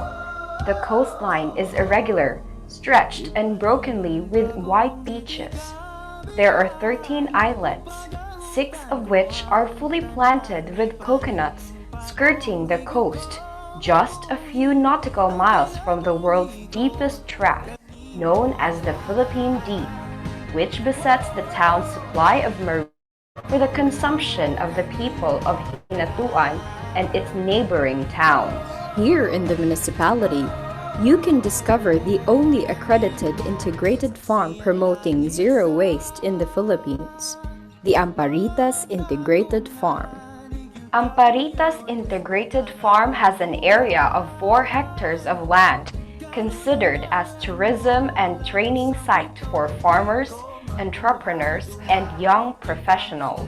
Amparitas Integrated Farm was established in 2018 with the purpose and aim of generating employment, showcase processing plant for coconut husk production and utilization, and manufacturing of coconut food value-added products. The products produced involved coir, coconut, biologs of different specifications, and cocoa peat or coir dust that will be converted to organic fertilizer. All products of the Amparitas Integrated Natural Farm were all self-processed through Amparitas Food Products Manufacturing. That includes virgin coconut oil, cocoa sugar, cocoa blossom tea, Coca-Cola, cocoa aminos, cocoa nectar, buko juice. With the owner's proven knowledge of agro industries and driven more by passion to pay the favor to help others, Amparitas Integrated Farm became an agricultural training institute, accredited learning site, and TESDA Technical Vocational Education and Training Accredited Farm School that offers 5 courses: Organic Agriculture Production NC2, Virgin Coconut Oil Making NC2, Cocoa Sugar Processing NC2, Coir Fiber Processing NC2, and Cacao Production NC2. This focuses on building employment skills for those less unfortunate and unemployed farmers and families. The profit from the sales of coir fiber products and food products goes to the wages, trainings, and social betterment program for the staff beneficiaries. Ako si Engineer Ramon Barbosa, professionally ako sa isang agricultural engineer, wherein 30 years naman ako sa government service, specifically sa Philippine Coconut Authority. After my early retirement last 2019, gusto ko pa rin i-push, gusto ko pa rin ituloy yung magawain ko na ma-elevate man lang, at saka mayangat man lang yung mga maliliit na magsasaka ng niyugan sa Pilipinas.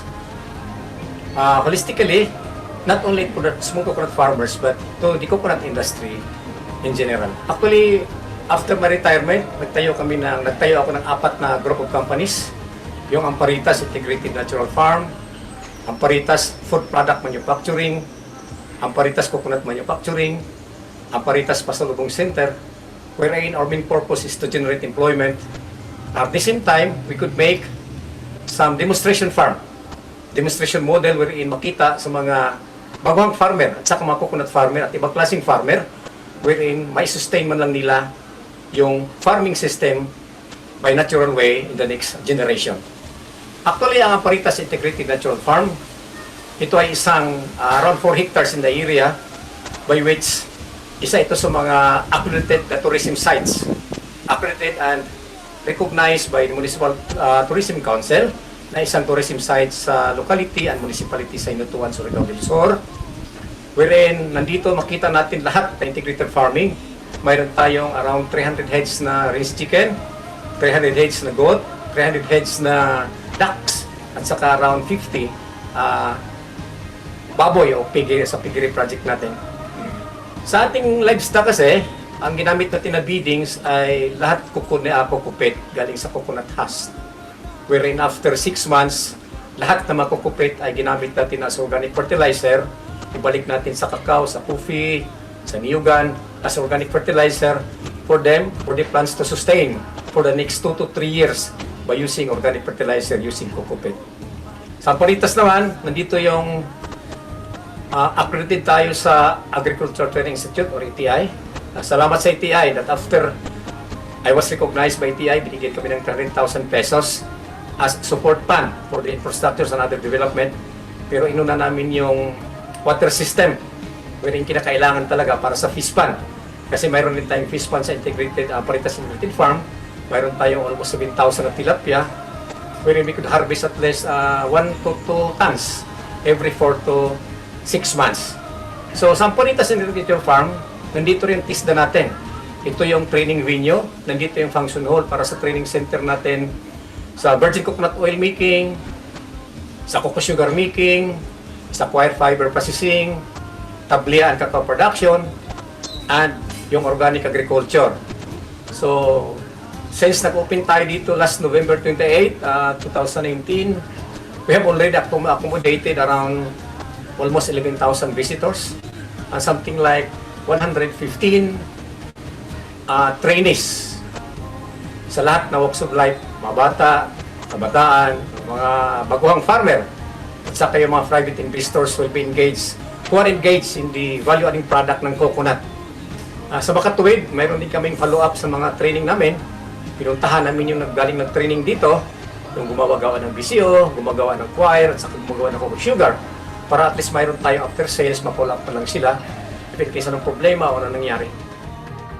Lahat natin ng raw materials galing sa cacao, lubi, niyog at iba pa, ay dinala natin sa Amparitas Food Product Manufacturing, wherein mayroon tayong 19 products, in which 12 products are galing sa coconut. Makita natin sa planta na wherein ang isang buong coconut o whole nut ay umabot kami ng gross profit na 78 pesos. 78 pesos. Then kumikita tayo niyan ng mas 40 to 42 pesos yung net income. So malaki talaga ang kikitain natin ipag-value adding product tayo. Karamihan kasi sa farming natin sa Pilipinas, doon lang tayo sa kopra, wherein hindi talaga matulungan natin ang farmer. Hindi natin mayangat yung pamumuhay ng farmer kung hindi tayo mag-value adding product. So the secret is value adding product from coconut, wherein you can at least multiply your profit at least 400,000 times compared to isang buong coconut na iano lang natin i-convert into copra. Furthermore, mayroon tayong Amparitas Coconut Manufacturing, wherein we are more specialized on bioengineering, in coir fiber processing, especially that we are also geared toward installation. So from coir processing, hanggang sa twining making, hanggang sa coconut making, installation, at saka marami pang abang value-adding products sa coconut husk. Ito kasi yung cash cow namin, wherein most of our employment, nasa mga more than 9,000 ano suportaran natin dito. Directly sa farm namin sa Hinatuan, nasa mga 80 families. Sa Bislik City, mayroon tayong mga 180 to 200 families. Sa buong Pilipinas, mayroon tayong more than 9,000 kasi sinuportaran natin sa coir fiber processing. Wherein ang Amparitas is the one who consolidate, who buy most of the twine ropes, the coconut throughout the country, then nag-i-install rin kami. So sa makatuwid, ang isang coconut husk ay kumikita kami ng at least 12 pesos, wherein marami rin na-generate na employment. Sa Amparitas kasi, since nag-umpisa tayo, marami na rin bumisita, lahat na klaseng tao, maliit, bata, matanda, lalo na mga baguhang farmer, wherein para makita nila paano ipatakbo yung sakahan nila, lalo na yung coconut farm area, kung paano ipatakbo sa value-adding product, may convert natin to value-adding product, lalo na sa food product manufacturing sa pagkain. At furthermore, marami tayong matutunan. We are preparing also the social participation of the community, wherein lahat ng mga neighboring barangays, neighboring municipalities, at least makita nila kung paano maiangat yung buhay nila sa pamagitang Amparitas way of farming, a natural way of farming. So the other year was 2020, with the cooperation with ETI, Philippine Coconut Authority, Department of Agriculture, and other supporting agencies, nagkandak rin tayo ng training sa mga IPs. We have to prioritize the IPs since considering that these people are the most disadvantaged people in the country, wherein kailangan talagang matulungan natin sila in technology, marketing at lahat na pamaraan para at least mayangat ang buhay nila and to alleviate their farming system, the way of living. In a nutshell, Amparitas Integrated Farm is an outcome of how the owner moves from fear to inspiration and compassion in business. The owner's call is for others to live their legacy every day. The owner is a former Philippine Coconut Authority Region 13 Regional Manager, designer of mobile PCA decorticating machine, and a co-author of DPWH Blue Book or Slope Protection Bioengineering and NIA Green Book of Bioengineering.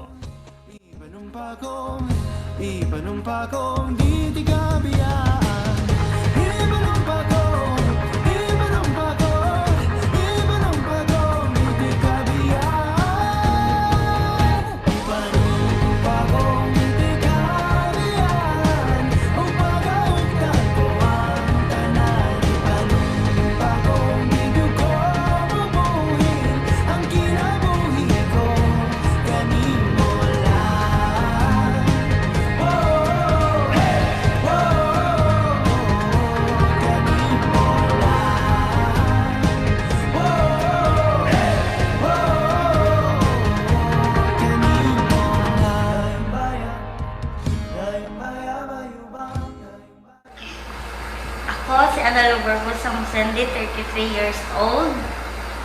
Ako ay isang plant supervisor dito sa Amparitas Food Product Manufacturing. Meron kami ditong 19 products, 12 sa coconut at 5 sa coffee at tablaya, cacao. Malaking kaibahan ang nangyari sa akin dati at ngayon dahil dati nasa bahay lang, hatid sundo sa mga anak, pero nang dumating kami dito sa hinatuan, malaki talaga ang kaibahan dahil naranasan ko nang makihalubilo sa mga tao. Nakaranas na rin akong makapunta sa iba't ibang lugar dahil sa mga trade fair na nangyari. At laging kasali ang Amparitas Integrated Food Factoring. Last week, nanalo din kami sa Dolly. At nakasama din kami sa DE doon sa Manila, yung trade fair na nangyari sa Manila. Mas malaking kaibahan talaga yung nangyari sa buhay ko dahil dati kung may gusto ang mga anak, medyo hindi may bigay, pero ngayon parang kahit hindi lahat, at least naibigay. Maraming salamat sa may-ari ng Amparitas Food Product Manufacturing, sa Amparitas Integrated Farm, kay Engineer Ramon Barbosa, sa lahat-lahat ng staff niya, at lalong-lalo sa kay Engineer dahil kung hindi dahil sa kanya, hindi kami nakarating dito. Araw, ako si Manuel Ortega, farm manager sa Amparitas. Malaki talaga ang pinagbago ng buhay ko simula nang nakilala ko sa Amparitas since 2012. So, hands-on talaga si Engineer Ramon Barbosa sa pagtuturo sa akin, lalo na sa technology sa coconut in terms of value adding. So, nagsimula ko noon processing ng cocoa coir processing. So, since 2012, yun na lang talaga ang trabaho ko hanggang sa napasok din ako sa Philippine Coconut Authority. And ngayon, 2021, kinuha na niya ako as manager sa Amparitas para matulungan siya para i-manage tong Amparitas kasi lumalaki na yung Amparitas. Kasama din ako sa tumulong sa pag-create o pagbuo ng TESDA, yung sa No Training Regulation na in situ sa TESDA, no? So kami yung gumawa ng competency-based curriculum. So apat na courses na coconut value adding, no? So marami na rin kaming na-train dito. Ang kagandahan kasi dito sa training namin, practical, easy to understand lalo na sa mga farmers natin, at saka madaling i-replicate kasi yung mga gamit na gagamitin sa pag-conduct ng value adding is simple lang, no? Gumagamit lang tayo ng mga indigenous materials na kung saan makikita lang natin kahit sa household level lang. So kayang-kaya natin itaas ang value ng coconut. So through this business model na ginawa ni Engineer Ramon Barbosa, na ito talaga yung firm na masasabi kong sustainable na value added, no, nga klase na business. So dito sa Amparitas, we can convert one whole lot into 72 pesos. No? So, kung gusto nyo malaman kung paano naging 72 pesos yung isang whole night, so I encourage you to visit here Amparitas so that we can train you how to value add coconut. Thank you. We are not bragging, but sa Pilipinas, Amparitas lang ang integrated farm ang accredited sa natin sa Wire Fiber BCO and other TISDA accredited programs. So siguro inimbitahan ko kayo sa lahat ng mga baguhang farmer, lalo na mga investors na mga gusto mag-value adding products sa coconut. Punta kayo rito, at least marami kayong matutunan, lalo na sa integrated natural farm wherein we run our farm naturally. Sa lahat ng mga agencies sa ITI, maraming salamat for accrediting us as the farm school or learning site. Sa TISDA, maraming salamat for accrediting us as the farm school or learning site also of the 5 subjects that we have. Sa Philippine Coconut Authority, wherein malaking naitulong sa atin, nagparehistro kami, lalo na sa FDA, kasi ang FDA hindi rin basta-basta. Yung sa FDA kasi, kung hindi mo makuha lahat ng mga requirements, hindi ka basta-basta ma-accredit. So isa sa Philippine Coconut Authority tumulong sa atin, ang DTI rin, DTI lalo na sa mga pagpalaganap, pagpakilala sa mga produkto natin sa Amparitas, lalo na sa information technology, tinulungan kami paano makasama sa mga exhibit para makita sa ibang mga sulok ng Pilipinas at saka sulok ng mundo. Kasi nakapasok kami sa Shopee at sa Lazada sa pamamagitan rin ng DTI. Thank you also from the Department of Agriculture.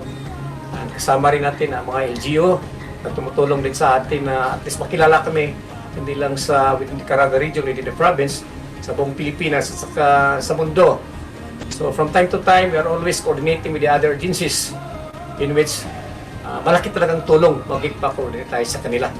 Kung hindi tayo makikikoordinate sa mga agency natin na tumulong sa atin, ay parang wala rin, hindi rin madokumento yung pinaghirapan natin on the ground. So luckily, mayroon kami mga award dito for the 2 to 3 years namin na operation. Nanalo kami sa Aspire. For the best quality product. Itong tinatawag natin na Agribusiness Support Promotion Investment sa Caraga. Nanalo rin kami sa Duli sa productivity. Ang nito yung Productivity Olympics, meaning to say kahit nasa pandemic, nagdagdag kami ng tao na with proper compensation, nagdagdagan ang production namin at saka tuloy-tuloy ang negosyo, tuloy-tuloy ang pagtulong natin sa mga nahihirapang mga tao. So mainly, the main purpose of Amparitas is to generate employment, to create models wherein the coconut farmers, at least we could make a showcase for them to see. At the same time, we have to promote from farm to table, wherein ito yung pinakamagandang gawin sa isang farmer na gawin yung value-adding product. Kasi ito yung pinaka-answer, ito yung pinakasagot ng isang farmer ay ma-elevate yung standard of living sa pamagitan ng value-adding product wherein he will or she will not only be selling the raw materials but the value-adding product in general, which could be easily be procured, be bought by the local people. Then we have to promote also buy local, because this will be the answer to promote our local products throughout the country. At ito rin ang isa sa makatulong sa mga products natin na mabili man lang sa mga local buyers saka sa mga Pilipino.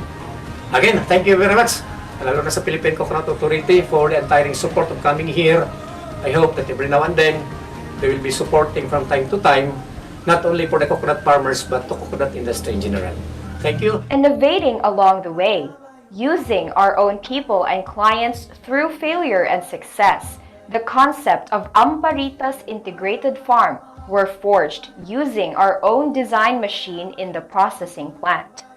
Uncanny wisdom for this bioengineering technology is blended with proven research and case studies into powerful lesson. Indeed, withal for others.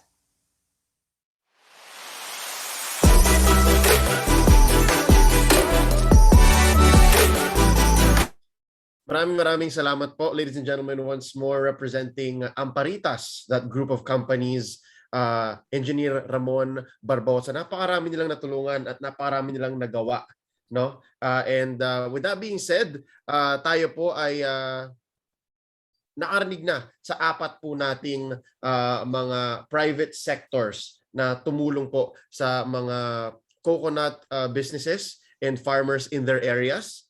And with that, we will go into a quick intermission. No? Mag-break lang po muna tayo. Go ahead, grab a drink or mag-CR po muna tayo. And when we come back, we are going to be hearing from our reactor, and then we will be opening up the floor for our Q&A and discussion. All right? Magbabalik po ang CocoKwentuhan 2021. We'll see you po in 5 minutes.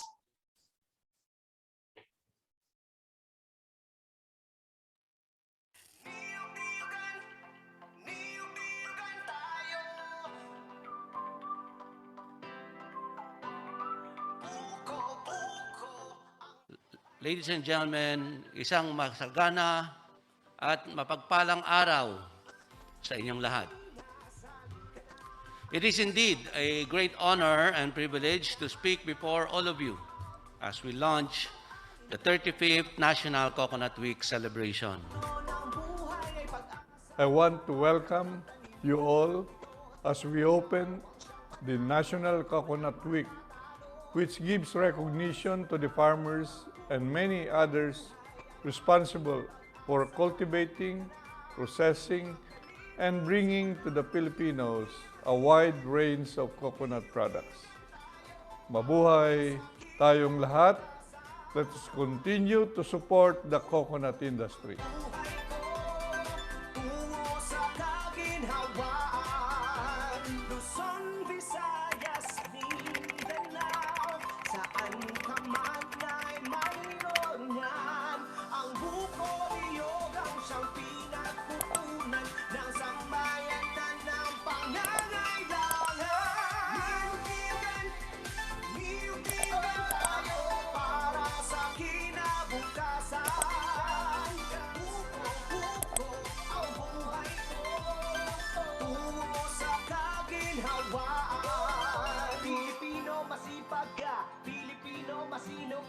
Simpleng bagay, pagyamanin, palaguin at ibigin. Huwag matakot, mangamba, siguradong panalo ka. Masaganang niyugan patungo sa kaginhawaan. Niyug-niyugan, niyug-niyugan tayo para sa kinabukasan.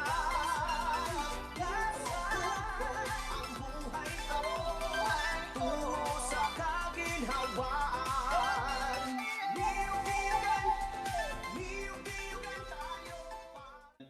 Good morning. First of all, I congratulate the Philippine Coconut Authority for bringing together all stakeholders in the coconut industry to discuss the way forward at this critical time. I look forward to the outcomes of this forum. I am sure they will help enrich the plans that are being drawn up for this challenged industry.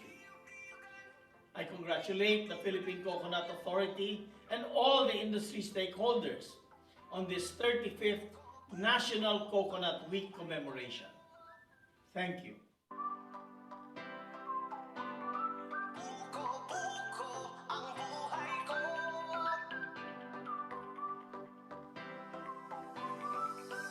Pilipinas, halika na. Nasa paligid lamang ang iyong hinahanap. Huwag mag-alinlangan, huwag nang mangamba. Ang puno ng buhay ay pag-asa. Magtanim ka lang ito, tiyak ikaw ang siyang panalo. Walang matatalo, ito ang sigurado. Ang puno ng buhay ang ating pag-asa. Halika na, magtanim at simula. Niyug-niyugan, niyug-niyugan tayo para sa kinabukasan. On behalf of the Department of Trade and Industry, we'd like to congratulate the Philippine Coconut Authority to host the 35th National Coconut Week celebration. There are vast opportunities that can be found in the country's coconut industry, and our team at the Export Marketing Bureau, as well as our Foreign Trade Service Corps, will be glad to assist you in any way. While we are confident that the Philippine coconut industry will become one of the engines of inclusive economic growth, we hope that our international guests will do business with us, especially as we build back better in a post-pandemic future for the Philippines. Thank you very much. Mabuhay po tayong lahat. And again, congratulations to PCA. Magandang araw po sa inyong lahat. Mangamba, siguradong panalo ka. Masaganang niyugan patungo sa kaginhawaan. Niyugan tayo para sa kinabukasan. Ang buhay ko tungo sa kaginhawaan. Niyugan tayo para sa kinabukasan. Ang buhay ko tungo sa kaginhawaan. Niyugan tayo para sa kinabukasan. Ang buhay ko tungo sa kaginhawaan. Niyugan tayo.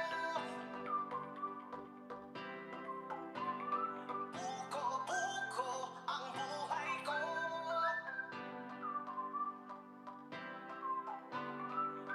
Buko ang buhay ko.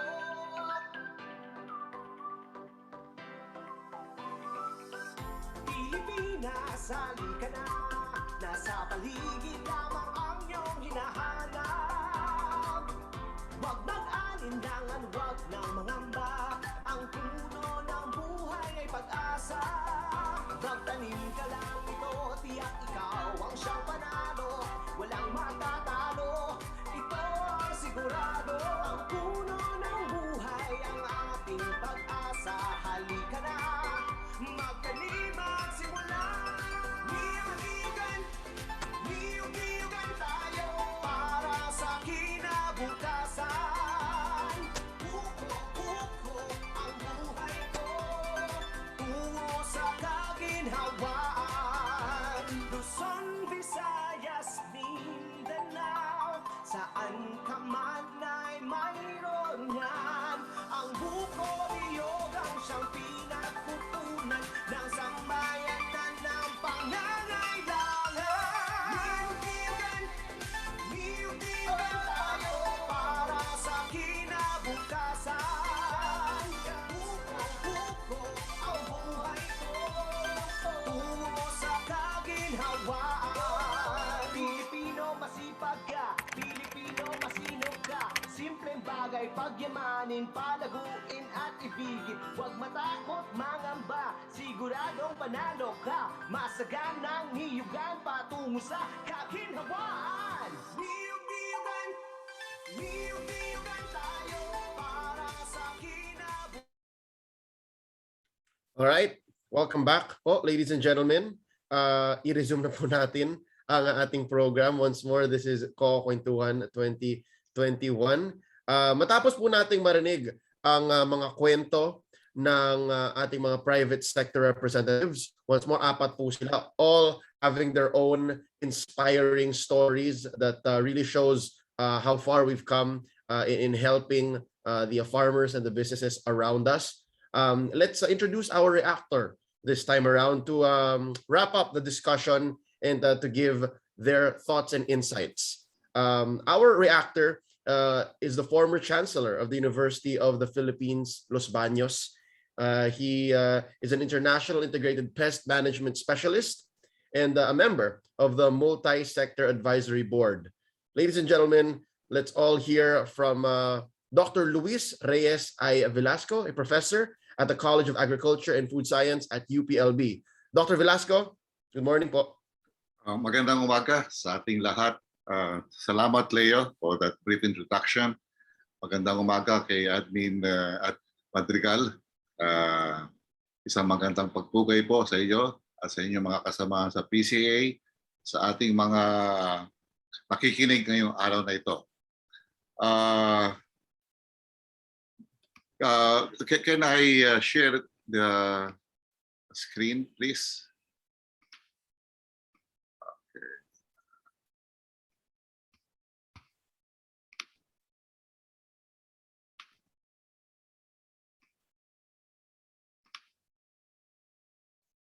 Ayan po, tayo ay tumutungo na sa bandang huli ng ating kwentuhan ngayong umaga. Ngayong araw na ito na naka-focus tayo sa private sector farmer partnership. Okay. At nais kong banggitin at i-congratulate ang PCA for organizing a webinar on this very, very important and critical as well as sensitive discussion on private sector farmer partnership. I can sense that with PCA organizing a kwentuhan on this subject matter, nagbibigay ng konting indikasyon na nagkakaroon ng paradigm shift sa pag-iisip ng PCA na ang PCA na kailangan nating bigyan din ng attention ang private sector na napaka-importanting partner natin. For that, I'd like to congratulate PCA under the leadership of Admin Madrigal for initiating a paradigm shift in doing what government should be doing in agriculture. Having said that, we heard Mr. Dean Lau talk about the macro scenario of the Philippine coconut industry, the challenges we are facing today, mainly a reduction in the demand for coconut. Naagawan po tayo ng mga palm oil na napaka-efficient at they can offer their products at a lower price. And also, nabanggit isa sa mga importanteng mensahe ni Dean Lau ay yung pagkakaroon ng stronger collaboration at interface between the farmers and the private sector. Napaka-importante po yan. At ito ang intention nga ng ating webinar ngayon. Malaman natin kung paano natin gagawin to. Kaya natin palakasin ang pag-uusap, ang collaboration, ang pagkakaintindihan. At somehow, itong ating mga presenter ngayong umaga ay nagbigay ng magandang mga models or examples of how to go forward, making sure that there is strong partnership between the farmer and the private sector. Ayan po yung mga modelo, success models natin. In fact, reading through the messages ng mga participants natin ngayong umaga, ang karamihan ng mga mensahe nila ay very inspiring daw. Yung mga ginagawa ng Primex, Cardinal, Cargill, at Amparitas. And once again, I'd like to congratulate these companies. Maganda po ang ating ginagawa. If I may quote a message from Dr. Emil Javier, at ang sinabi niya ay very inspiring information, enlightening of what we can do together. Ayan po. True enough. Having said that, if I now can move to my second slide,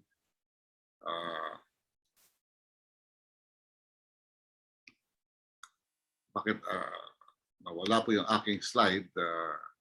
Yan.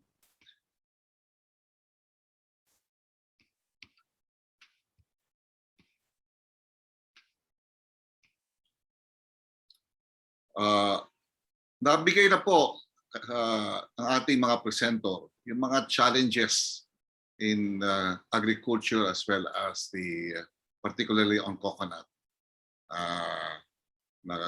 Nag-share na po ang ating mga business investors kung ano yung mga challenges. May konting nabanggit tungkol sa national government at konti sa consumers at others. Ngayon po, ang gusto ko mangyari ay ibahagi briefly kung ano yung mga pananaw ng mga iba-ibang sektor tungkol sa agriculture, particularly on the coconut industry. And I'd like to share with you this quote, and it will tell you something. And this is from Gina Lopez.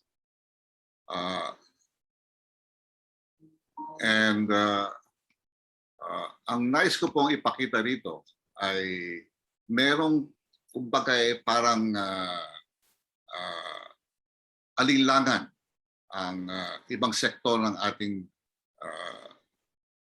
bansa kung ang gobyerno ay will get into some kind of partnership with the business sector.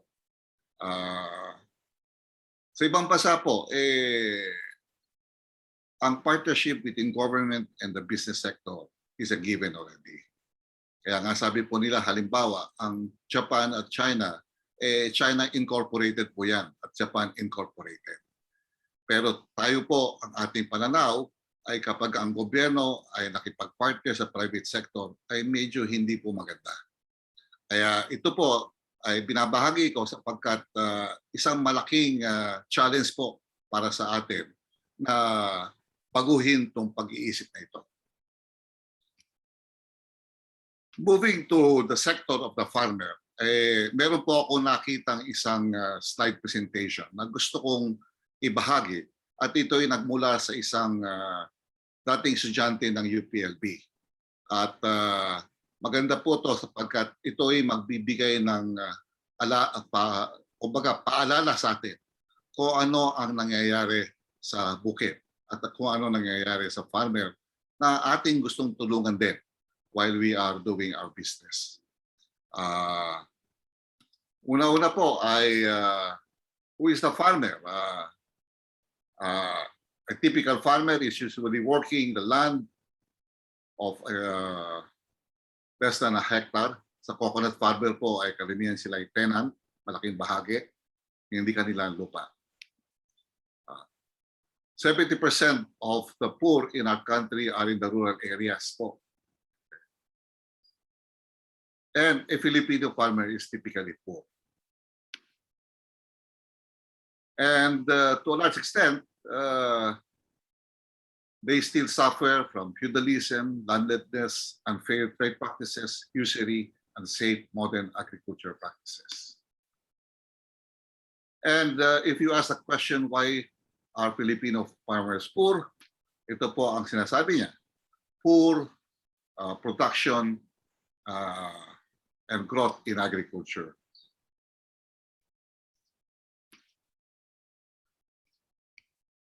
So, mababa po ang ani.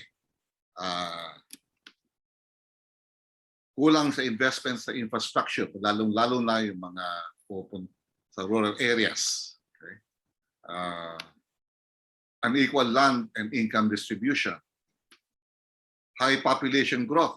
Malalaki po ang pamilya nila sa kabukiran. Low quality of social services. Low prices for the product of their hard work. And alam niyo naman po, tayo ay malimit na bibisita ng mga typhoons. This associated with unpredictable market demand. Kaya po ito ay napaka-importante sapagkat sa akin po ay mahuhusay na magsasaka ang ating mga magsasaka. Ang problema po ay bakit sila magpo-produce kung hindi nila ibebenta at kikita silang tama. And persistence armed conflict. Andiyan po yung ating mga kaibigan. Poor educational background. And having said this, may aspiration po din sila. They aspire for a better future for their children.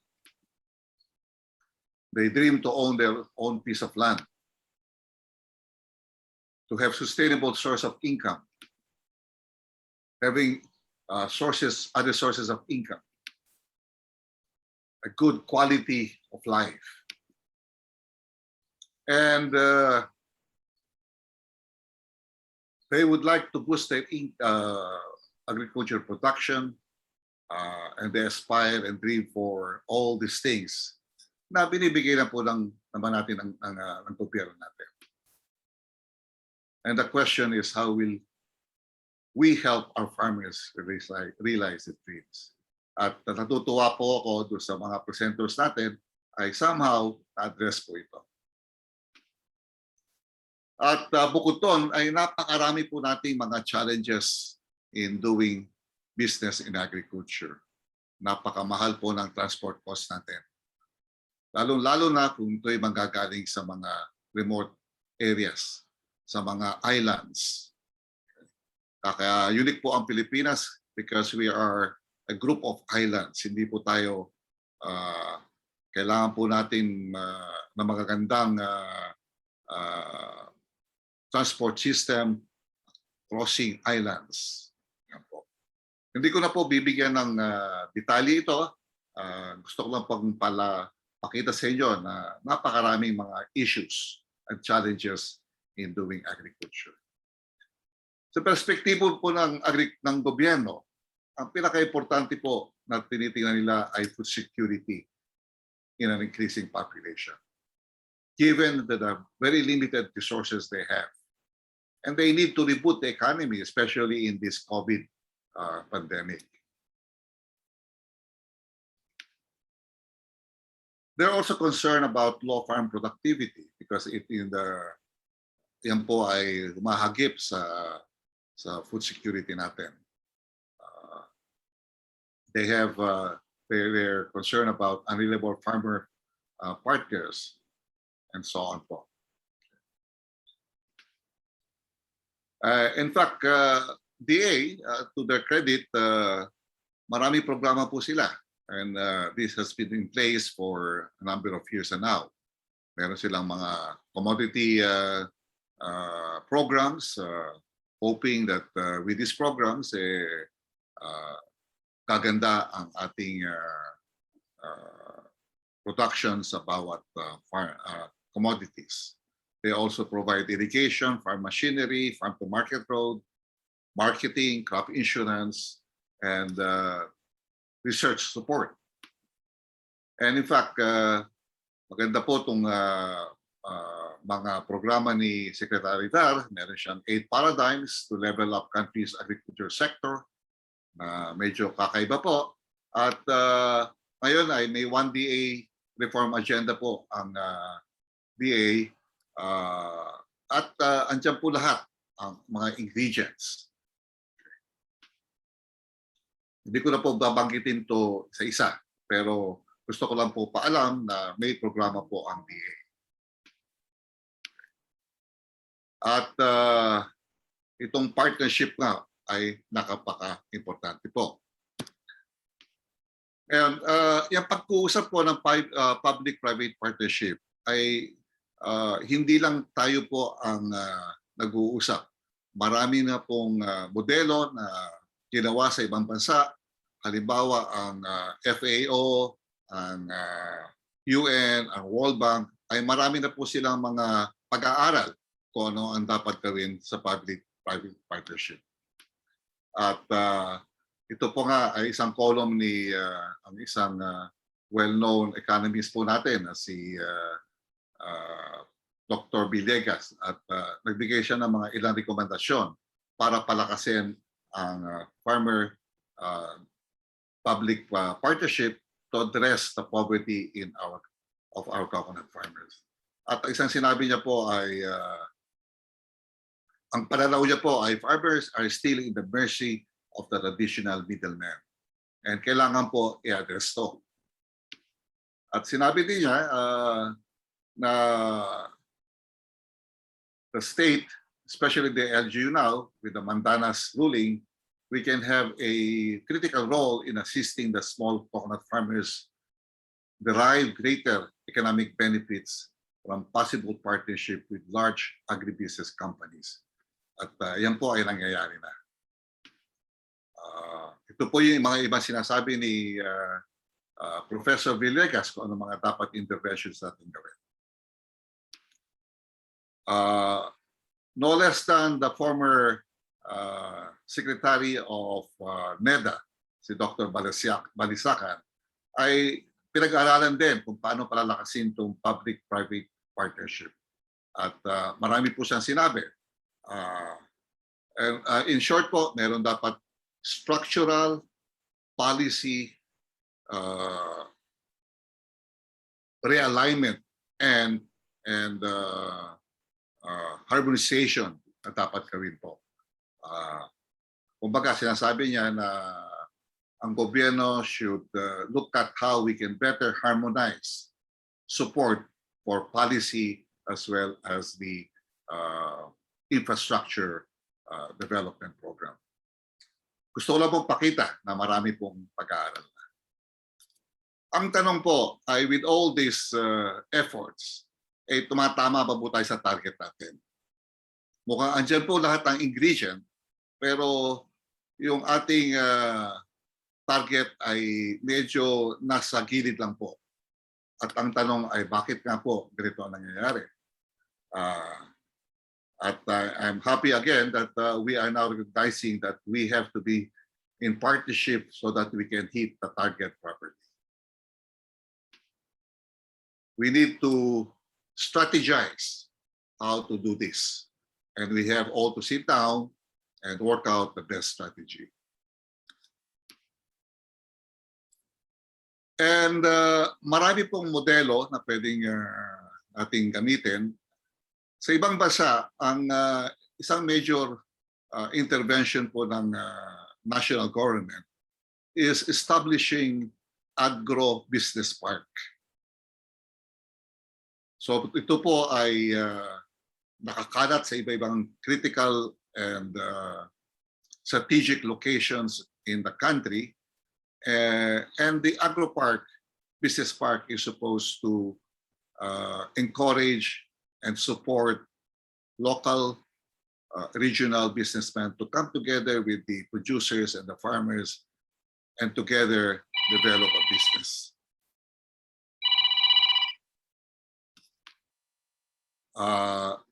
And the agro-park, sila po, itong konsepto ay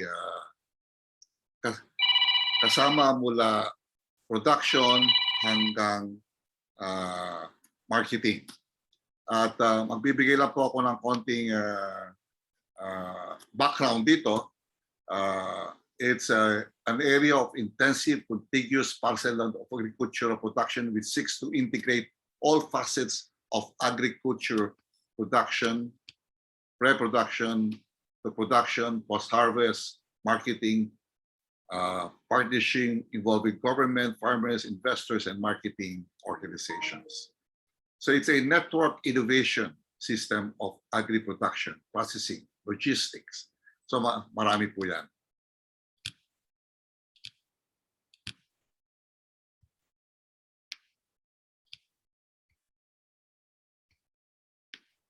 At may mga importanteng components po itong agro-park.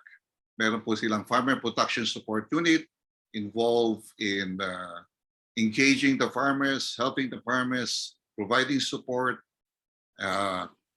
organizing them, consolidating them. Yan po ay bahagi at napaka-importanting function ng agro-park, business park. And also to protect the farmers. Then there's an agri-hub.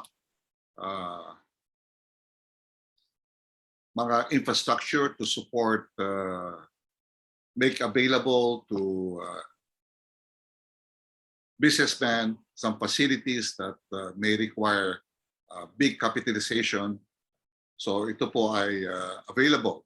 And other services like soil testing laboratories na kailangan to produce the product that will require some kind of quality and certification. There is also the Rural Urban Marketing Center. Isang malaking challenge ka po ay always where to market. And the marketing arm of the Science Park is also one of the critical components. Okay. Meron din po silang services in looking into policy support from the government, mga at the regional as well as the national. So this is all towards developing and strengthening what I would like to call regional strategic agro-industrial corridors. Okay. So kailangan po nakalagay yan doon. So isa-isang modelo lang ito at maraming ibang modelo. The challenge po yung mga success stories po natin ay paano nating i-upscale at to expand so that we are to cover more farmers who are in need of assistance and partnership. Yan po ang challenge kung ano ang model at paano natin gagawin to. And I think this is the end of my slide, but as a reminder, there are some critical elements for a productive partnership. Okay, there must be mutual understanding, trust and respect. Okay. And there must be also commitment. Okay. And there should be responsible sharing of risk and profits. Sustainable, inclusive benefit. At gusto ko pong banggitin yung isang major mensahe ng ating keynote speaker ngayong umaga.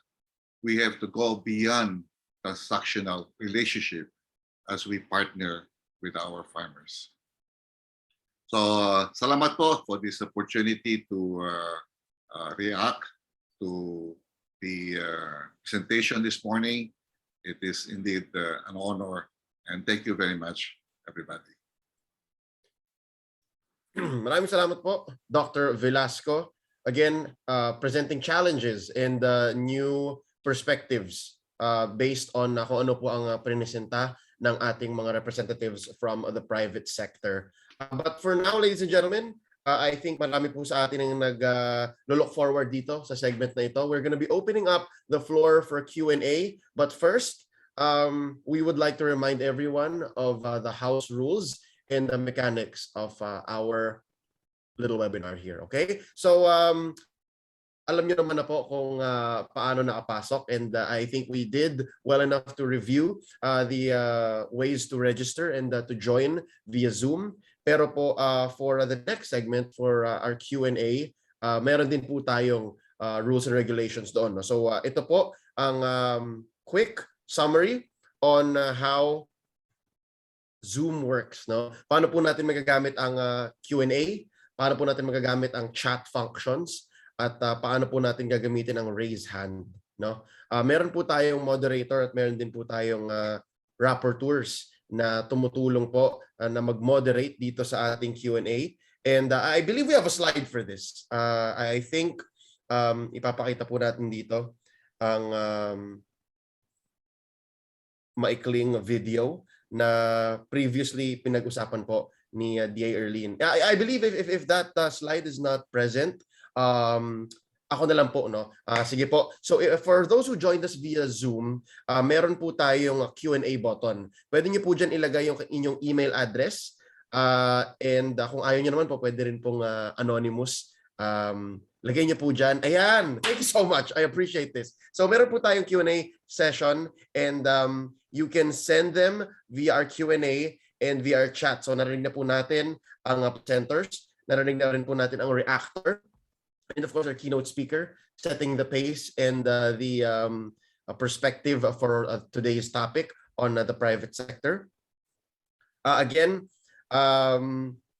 kung hindi niyo po napapanood to via Zoom, then you are on YouTube, on Facebook, or on Facebook. So good morning po. And alam niyo naman na po na keep your microphones muted kapag may nagsasalita po or pag may pinapanood tayo. and make sure that your background is set to a clean atmosphere. And of course, kapag naka-on po ang camera natin, mas maganda po dahil mas engaged po ang discussion. So how do you send your questions? No? You can send them via the Q&A feature, and then you can also do it through chat. So pag ginawa niyo po yung through chat, iaakit po at tatanungin na po on your behalf ng ating moderator ang ating question. So without further ado, it's time for us to introduce our moderator for our Q&A. On behalf of those who are curious about the private sector, maghahatid po ng mga tanong ninyo and magmo-moderate ng ating discussion ay none other than our Deputy Administrator, Operations Branch here at PCA. Let's all welcome Mr. Roel M. Rosales. Thank you very much, Leo. Yes, indeed, this is the most awaited portion of this for today's session regarding the private sector and farmer partnership. I'd like to start by saying na naging makabuluhan, mayaman, malalim ang mga paglalahad ng ating mga technical expert from the private sector. Ganun din po ang ating guest of honor at ang ating reactor. At gusto ko naman sa bahagi po naman ng audience ay pagyamanin natin itong naging usapin na ito. Magtanong po tayo ng mga kuro-kuro, magbigay tayo ng kuro-kuro ng mga tanong upang lalo nating mapagyaman ang karanasang nakuha natin ngayong araw na ito. And to start things off, let's hear from the PCA Administrator, si Administrator Benjamin Madrigal Jr., his insight on today's discussions. Sir, please. Thank you, Ruel, and of course, thank you to our presenters this morning. Starting off, of course, with our keynote speaker, and also our four presenters and our reactor, Dr. Ray Velasco. Now, alam po ninyo, over the past 3 days, itong ating kung titingnan natin yung webinar series, sabi ko nga is all focused on our farmers. No, during the first day, pinag-aralan natin yung mga successful models ng cooperatives. No, what have they done and how did they become successful? Yesterday, tinignan natin yung role ng mga models ng LGU-led enterprises, how the LGUs were able to support farmers to become and produce good enterprise activities. And ngayon itong ating sabi nga yung ng partnership between the farmers and our business and the business sector.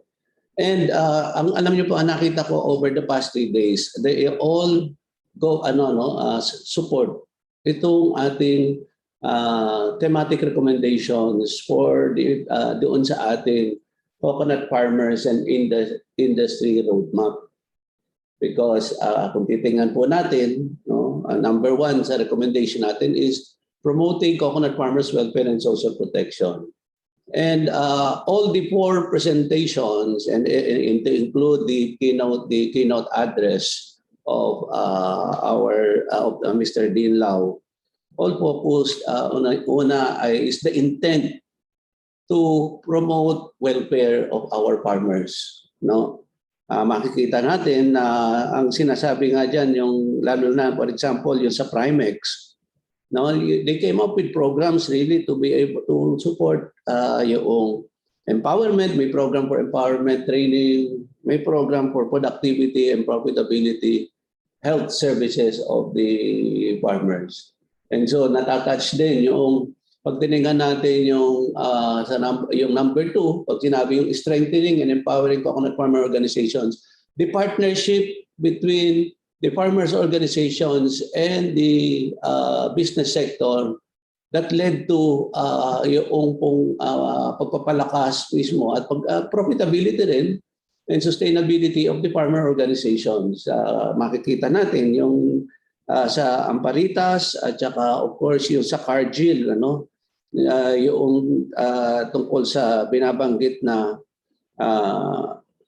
agriculture sustainability standards or rainforest alliance, which has been proven na naging magandang model, naging tema ng pagtutulungan. And I'd like to emphasize that doon po sa Region 12, at actually sa ngayon, makita natin, you can proceed with the next slide. May isang slide ako na pinahanap. Ito po, we tried to come up with a graph of the price of copra, average price of copra over the past few years. Actually, when I came in last year, that was January of last year.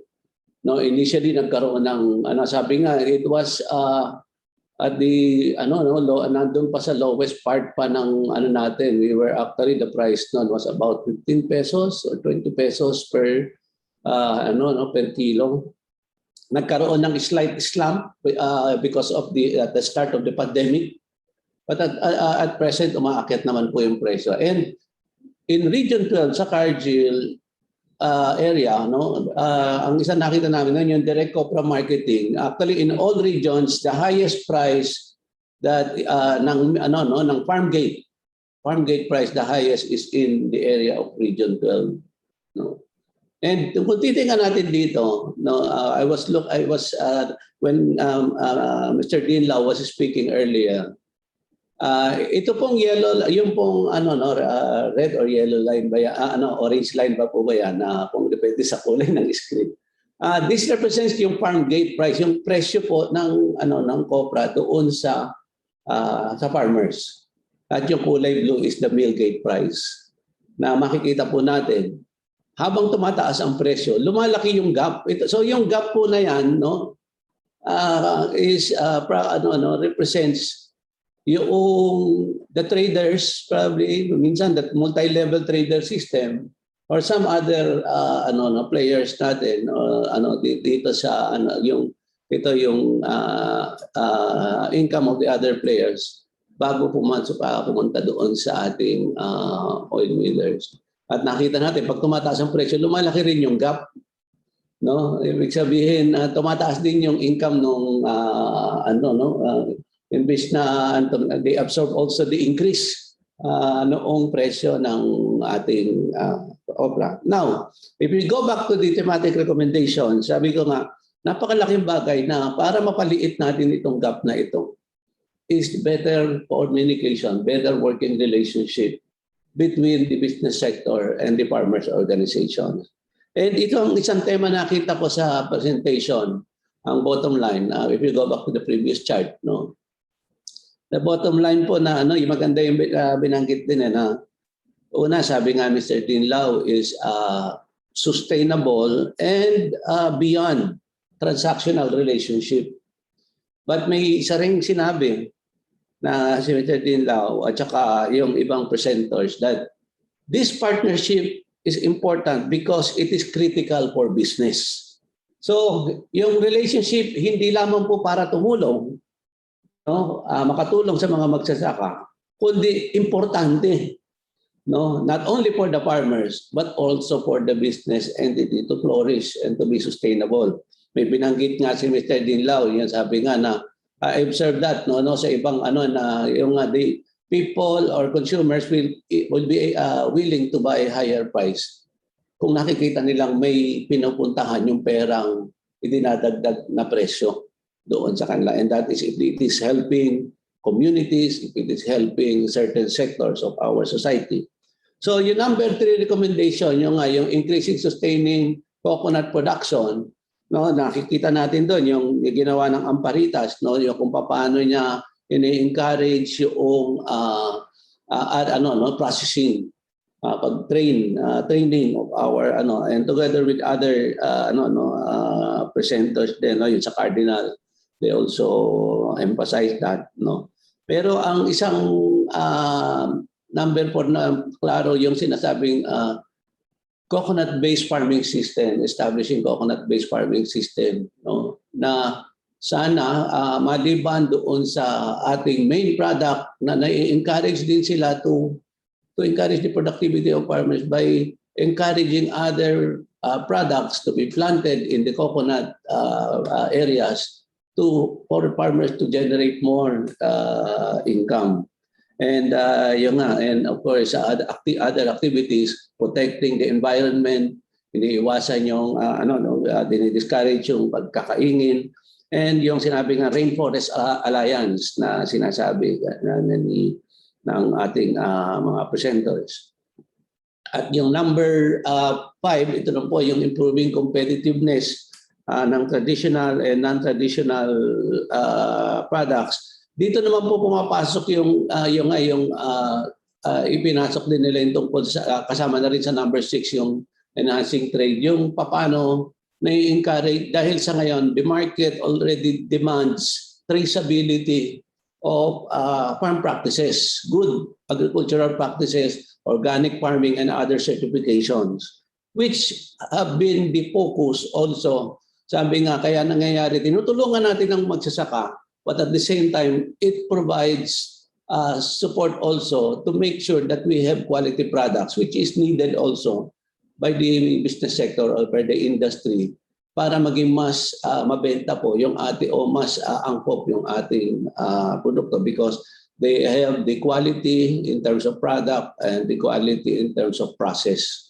And the required certifications are being followed. So it enhances trade and marketing, and of course, ang sinasabi sa huli, institutional support services that are required, katulad nga po ng ginagawa natin ngayon, looking beyond, sabi nga, or improving how we do things. Katulad sa atin ngayon, tinitingnan pa paano from mere producers, how do we encourage them to contribute to building value to our product. No? So ito po yung nakita kong naging magandang talakayan natin dito, na ang pagtutulungan added value to our product.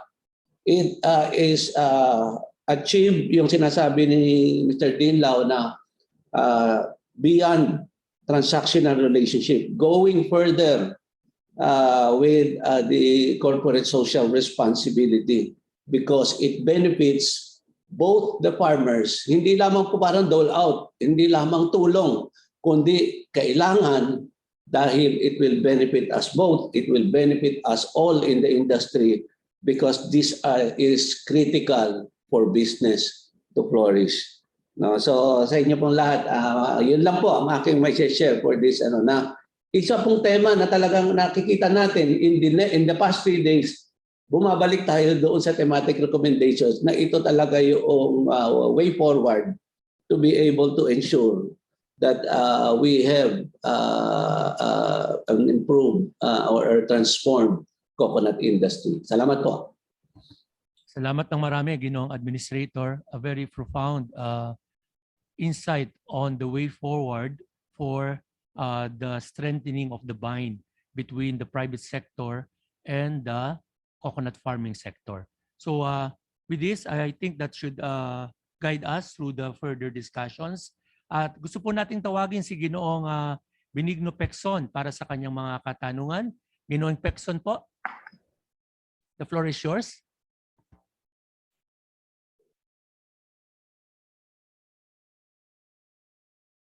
Hello, Mr. Villaruel.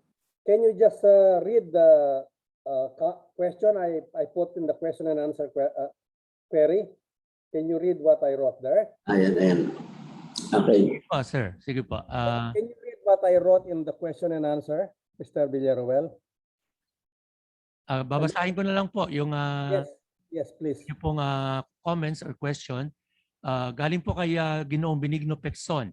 In addition to coordination with farmers, can private companies coordinate with LGUs, NGOs with specific views, particularly on climate change and sustainability concerns, and splinter groups that can be enablers or disruptors of their businesses? If I may continue, since farmers are primary sources of coconuts, can their representatives sit in company board meetings? Can production processing facilities be modified to process products other than coconuts? For example, langka, sarsap, calamansi, cassava, and other produce? Is there a possibility that farmers can be a part of the profit sharing of companies? Okay, let's shoot that question to a representative from, let's start with Primex. Mr. Jonathan D., our program head of the CSR. Yes, good morning, everyone. Well, that's a very loaded question. Well, first of all, the companies really are trying to coordinate. Primex specifically, we're really trying to coordinate also with NGOs, with PCA and other government agencies, specifically because there are issues that need to be addressed. Sustainability and climate change are very real concerns for us. And that's really part of the push of the company, not just to educate ourselves, but also our farmers in all of these issues. Now, with regard to representation with board meetings and profit sharing, I'm not sure I'm in the position to answer that. Perhaps the other members of the panel will be more attuned to this issue.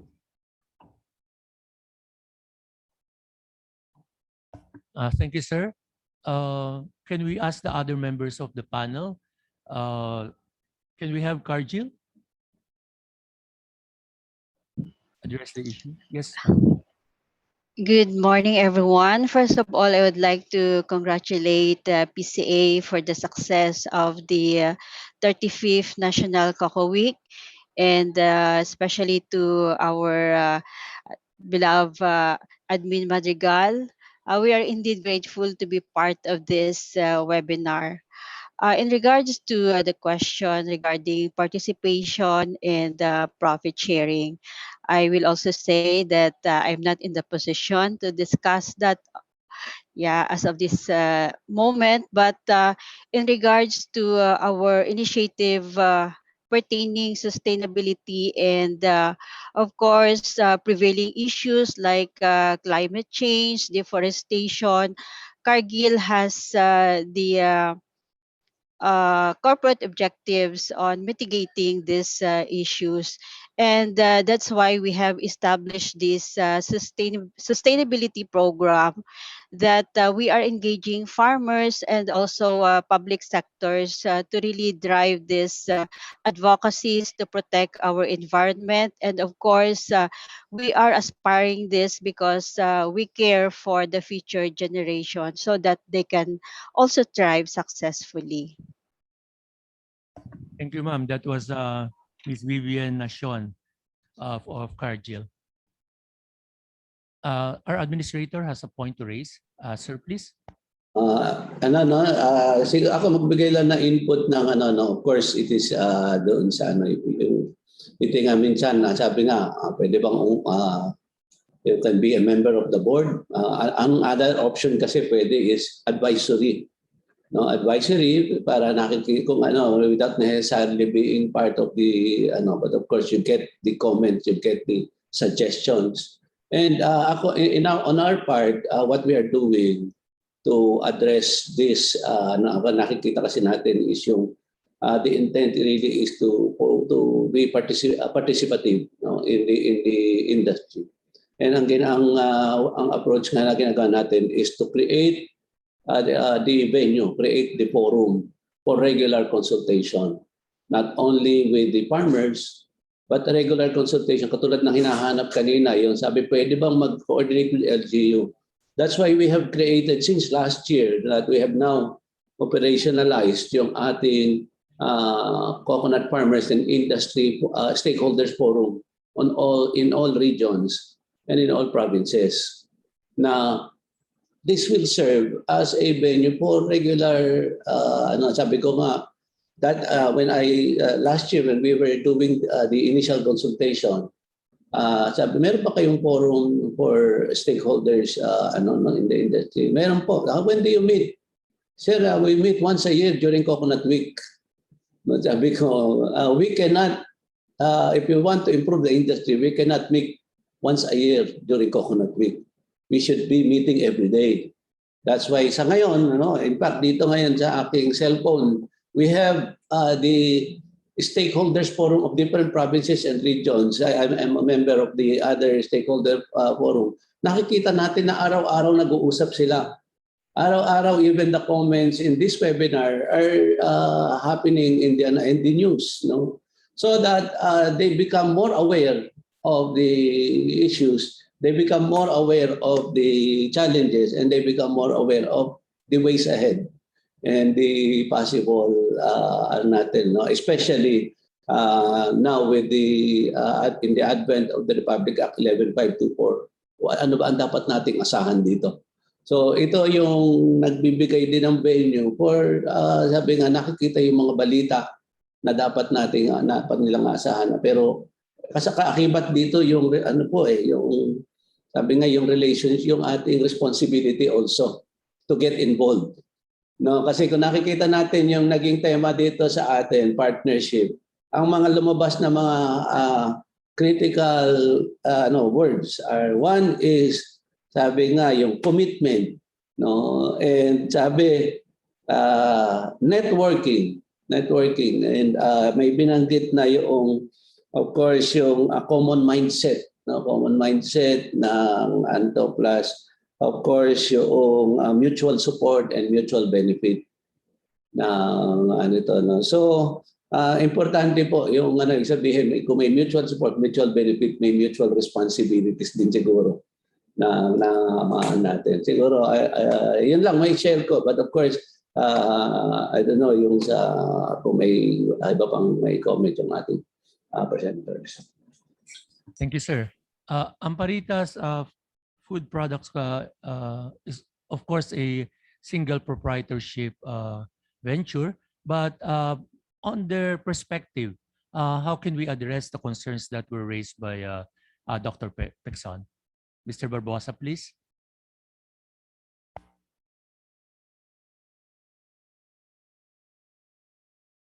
Yeah. All right.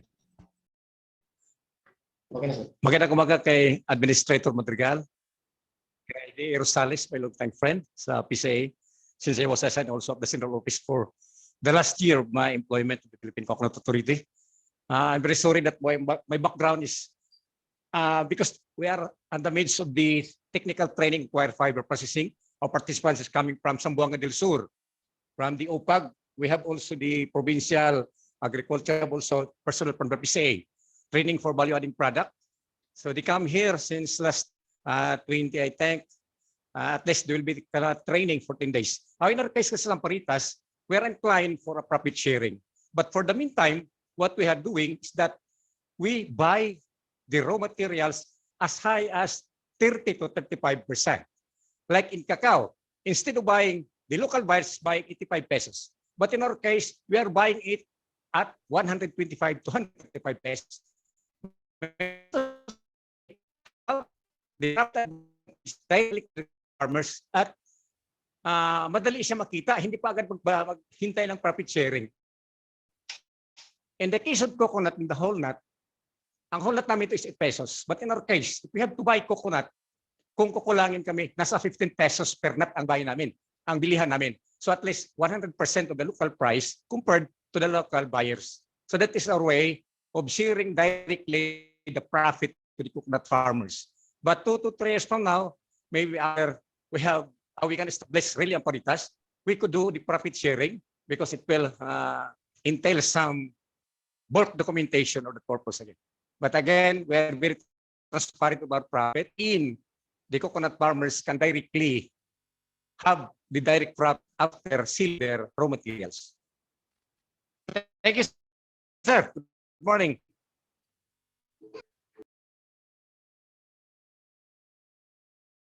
Thank you, sir. Thank you very much. Okay. That was very inspiring, and that was very educational for our private sector. Listening to a private venture in Hinatuan, talking about how the farmers benefit from the enterprise. So moving on, this is a question from Marilyn de la Cruz to PCA, and perhaps even to our keynote speaker. This is addressed on matters regarding the B5 mandate. So She's asking how PCA can help to further push the B5 mandate, since it definitely creates added value to coconut, it creates employment, and in the final analysis, should benefit the coconut industry, particularly the coconut farmers. We'll have to ask the administrator on this. Admin, please. Thank you. Maraming salamat po. No? Ito, this was lengthily discussed by my good friend Mr. Jun Lau. No? And he knows very much how we have been trying, no, to be able to convince the National Biofuels Board, no, to endorse ito pong pag-increase ng ating blend. We have been, they have asked us to come up because they have questions, questions that they wanted us to answer.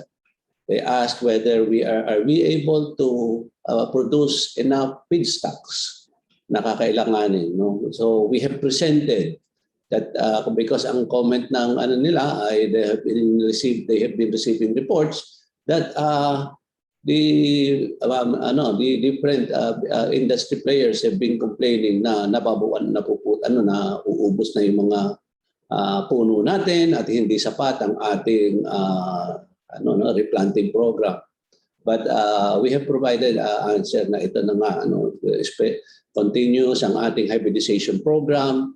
No, we are now developing seed farms in different provinces para hindi na tayo kumukuha ng mga seed nuts from the research centers. Para kanya we develop, we plant varieties that are suitable to the industry that you are undertaking. No, katulad niya yung mga cocoa sugar, yung yung mga suitable na varieties for cocoa sugar. Yung nagpo-produce na mas maraming tuba kaysa sa ibang mga varieties. And of course, in terms of BCO, yung mga varieties na mataas ang lauric content. No, so ito po ang we have provided them na sagot na over hanggang by 2025, making initial 5 years, that we have enough, more than enough feedstocks. That the requirement for the coconut methyl ester will only be about 20 to 25% of the whole requirement, even with the increase in blend. No, it will not necessarily eat up all our coconut oil produced. No. Second, tinatanong nila, do we have enough processors for coconut methyl ester? No, sabi nga ni Mr. Dean Lau, actually, siguro yung binigay niya na data, ito yung data ng 2020. But yung 2019, ang naging requirement na they needed 214 million liters of CME. No, for the 14 billion liters of road usage. Sa 2%, it's only about 214 to 240 million liters. No, and even with 5%,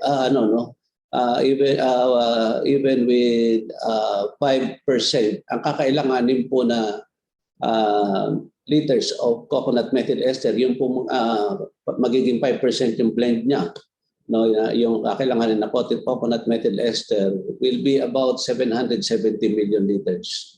Or less, 650 to 750 million liters. But sabi nga namin, at the moment, our CME producers, unlike sa ibang, in the case of sugar, sa atin po, our coconut methyl ester producers are only operating at 30%. No, 30% capacity. In fact, with the new mga bagong na-approve na mga CME producers, aabot na tayo ng 1 billion liters. And meron pang mga nag-a-apply na for CME. Dahil sa ngayon, kung hindi ginagamit dito, then it is being exported also. No, in fact, may mga ina-export na din itong habang hindi pa ginagamit sa atin. Yung coconut methyl ester, may mga naghihingi ng ng ating CME. But sabi nga sa ngayon we are our millers are only operating at 30%. Tapos ang third question nila is will it be yung cost benefit? Binanggit na rin ni Mr. Dinlao kasi initially ang tiniisip nila tataas ang presyo dahil mas mahal daw ang production ng coconut methyl ester kaysa sa diesel pag ini-import dito. But inano natin na explained extensively na ni Mr. Dinlao no, na sinabi nga niya na dapat hindi direct cost comparison because yung added benefit should be costed also. Yung better air quality na hindi na tayo gagastos sa ating anti-pollution drive na masyado, no? Yung ating better health for our people, better engine performance of our vehicles, no? And of course, the better income for our coconut farmers, plus reduced importation of diesel. All this should be costed and dapat maisama sa comparison. No, but of course, hindi pa po ito matapos dahil meron pa, although we have already conducted the joint road testing, which was conducted together with DOE, Department of Energy, together with Bali UP, ang pinag-an natin, na nakita yung benefits sa road usage, yung extended mileage of our vehicles. But another road testing is being conducted independently by the Department of Energy also. And accordingly, ngayon nasa mga 21,000 out of the 30,000 liters. No? And sabi nila, they hope to finish that within the year. No, and last year it was when we asked, but hindi nag-move, sabi because of pandemic. No, but because of that, siguro medyo they are now working double time to finish that road testing. And last question nila is, how does it benefit our farmers? And that, of course, aside, ito maganda pong input ito, no? Magandang input itong discussion natin ngayon because initially they are not satisfied with just simply saying, bibiling kasi ng, of course, with the added percentage, that will increase demand by 150%. Diba? Yung kung 2%, magiging 5%. Therefore, ang increase ng demand mo will be another 150, another 3%. You know? 3%, so that's 150% in the current demand. So kung sa ngayon ay 240 million liters or 250 million liters, therefore kakailanganin ng mga 600 million liters. That's a big demand for domestic demand, standard or ibig sabihin, stabilized demand at the domestic level. No, but sabi nila, aside from that, kasi parang sinasabi, baka mamaya ang kikita, yung ngayon, pinakita ko sa inyong chart kanina, na baka mamaya ang kumikita, traders kumikita, tapos ang mura pa rin ang pagbili sa farmers noong not. So ito yung ina-address, maganda po yung discussion ngayon, which will become added inputs, no? Na sinasabi nga natin, the partnership between farmers and the business sector now is really important. No? Transparency, trust. No? Yung sinasabi nga kanina, yung mga keyword na binabanggit natin kanina, trust and commitment of both parties is important because it is good for, it is critical to our business. And therefore, ito pwede nating ma-highlight. No? Na aside, we are now going beyond yung sinasabi, corporate social responsibility. Sabi, CSR, dati na yan eh. Dati na yan. So, what else? What else? How do the farmers benefit from this increase? And hopefully, you can also, yung ating mga ibang mga, of course, si Mr. Dinlao has been actively, on behalf of UCAP, engaging with our lawmakers, engaging with the Department of Energy, and to be able to really encourage them na na po natin ito, ma-achieve na natin ito 5% because we have been in 2% for the past since 2007 or 2008, no, to more than 15 years. 16 years that we have been in 2%, while other countries are already 10, 20, 30%. Maraming po salamat. Thank you, sir. It's a good way of restarting the conversation again on increasing the biofuels blend here in the Philippines. Your take, Mr. Dinlao? may we hear from the private sector's side. This is going to be beneficial to coconut farmers. I think we have to emphasize that. Mr. Lau, please. To add to Administrator Madrigal's clarifications and pronouncements, no, the biodiesel program is quite a multi-sectoral, multi-beneficiary makikinabang dito. Unfortunately, sometimes the lawmakers, members of the NBB or National Biofuels Board, medyo filtered po yung kanilang paningin. Hindi po nila nakikita yung kabuuan ng benefit ng 5% or B5. Quite often they see, for example, the effect on the pump price only. They don't see the inclusive benefits that cascades to many parts of society, and making decisions based on incomplete data or incomplete points of view, mahirap po gawin. Our job then as advocates of B5 is to let them see the whole picture and how the Philippines will progress with such a mandate. Okay, thank you, sir. Moving on, we now call on Mr. Vicente Naque. He's raising his hand to ask some questions, after which we will call on Dr. Emil Javier again for his commentaries. Thank you very much. Mr. Naque, please. Thank you very much po, sir, for having this opportunity. Actually po, mula noon pa, bata pa ako, tuwang-tuwa ang papa ko pag nakatanggap ng Coco Feed t-shirt. Pero nawala na yun dahil sa pagbabago ng panahon. Sa simpleng bagay ito na ipapaabot ng ating gobyerno. Simpleng t-shirt, pero tuwang yung feeling ng father ko noon, if I'm not wrong, 1975, hindi pa ako nag-aaral. Tuwang-tuwa ang papa ko. Sabi ko, bakit papa? Oh, madadagdagan na naman yung t-shirt ko, anak. Yung butas-butas ko na t-shirt, mapapalitan na naman ngayon. Gaganda pa itong t-shirt ko, kaputing-puti, Coco Feed. So, tumatak sa utak ko. Ano ba talagang suporta ng gobyerno para sa isang magsasaka? So, habang ako'y lumalaki at napag-aaralan, parte tungkol sa niyog, ay a part daw of tree of life. Kaya kung paano naging tree of life ang coconut? From root to tip ay napapakinabangan. So parang nagsuri ako ng kunti. Kasi bilang isang farmer na magmamana sa iniwan ng aking magulang, kailangan ko rin matutunan ano nga ba talaga ang buhay na hinaharap namin bilang mga anak as a successor.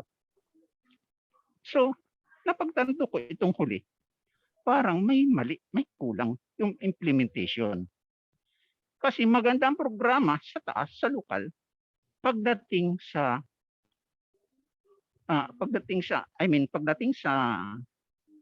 taas, pagdating sa lokal, medyo may pagkakaiba ng implementation. Naobserbahan ko, habang nagiging updated ako ngayon sa mga webinar, sa DA, sa PCA, pagdating sa local, ang sasagot, sir, hindi pa kami nag-adapt niyan. Ibig sabihin, hindi sila updated. So, paano natin ngayon ipa-implement ang magandang service yun ng isang gobyerno kung pagdating sa local, lack sila of understanding at not fully oriented. So, paano yung partnership natin ng business to simple farmers na unang-una nga, ang mismong farmers, lack of understanding dahil ang alam lang nila, magsaka. So, napakaalaga po na talagang kailangan din siguro may pagbabago doon sa baba. Kasi sila po yung front desk o sila yung haharap doon sa mga magsasaka. Kasi kung wala yun, useless yung magiging communication. Wala yung tinatawag natin na partnership. Kasi hindi nila makukumply yung sistema ng gobyerno na para iparating doon sa simpleng magsasaka. Ay ang isang simpleng magsasaka, puro tango lang yan kung anong sasabihin sa'yo. Kasi lack of understanding sila. Mas marami talaga ang hindi nakapagtapos. So yun po yung concern ko, na pagdating sa baba po, napakahalaga na maging updated sila sa implementation. Maraming salamat po. Opo. Ay po ay sasagutin ng ating ginoong administrator. Marami na pong pagbabago at marami pa pong pagbabago ang mangyayari sa mga darating na panahon. Administrator, please. Okay, maraming salamat po. No? Ito nga po, minsan, ito nakikita natin yung minsan sabi nga, lessons have to be learned the hard way. No, katulad din po yan doon sa ako po galing sa military, no, na pag nababanggit yung sinasabing whole of government and whole of nation approach, no, nung unang ginagawa po yan, ako mismo yung nakapag-comment niyan during yung sa task force whole of nation initiative. Sabi ko, sir, nag-uusap tayo dito pero walang laman itong gitna, walang laman sa ilalim. Maganda dapat ito, kumpleto tayo ng structure mula sa itaas hanggang sa ibaba. So kaya nga po ito ang ginagawa natin ngayon, no? Even in the crafting nitong ating development plan. Importante kasi may of course may mga hinahinga at iba't ibang sektor. Kaya ang gusto natin, the plan should be well discussed, no? Doon po sa ibaba. At dito, sabi nga, importante po yung participation ng mga magsasaka.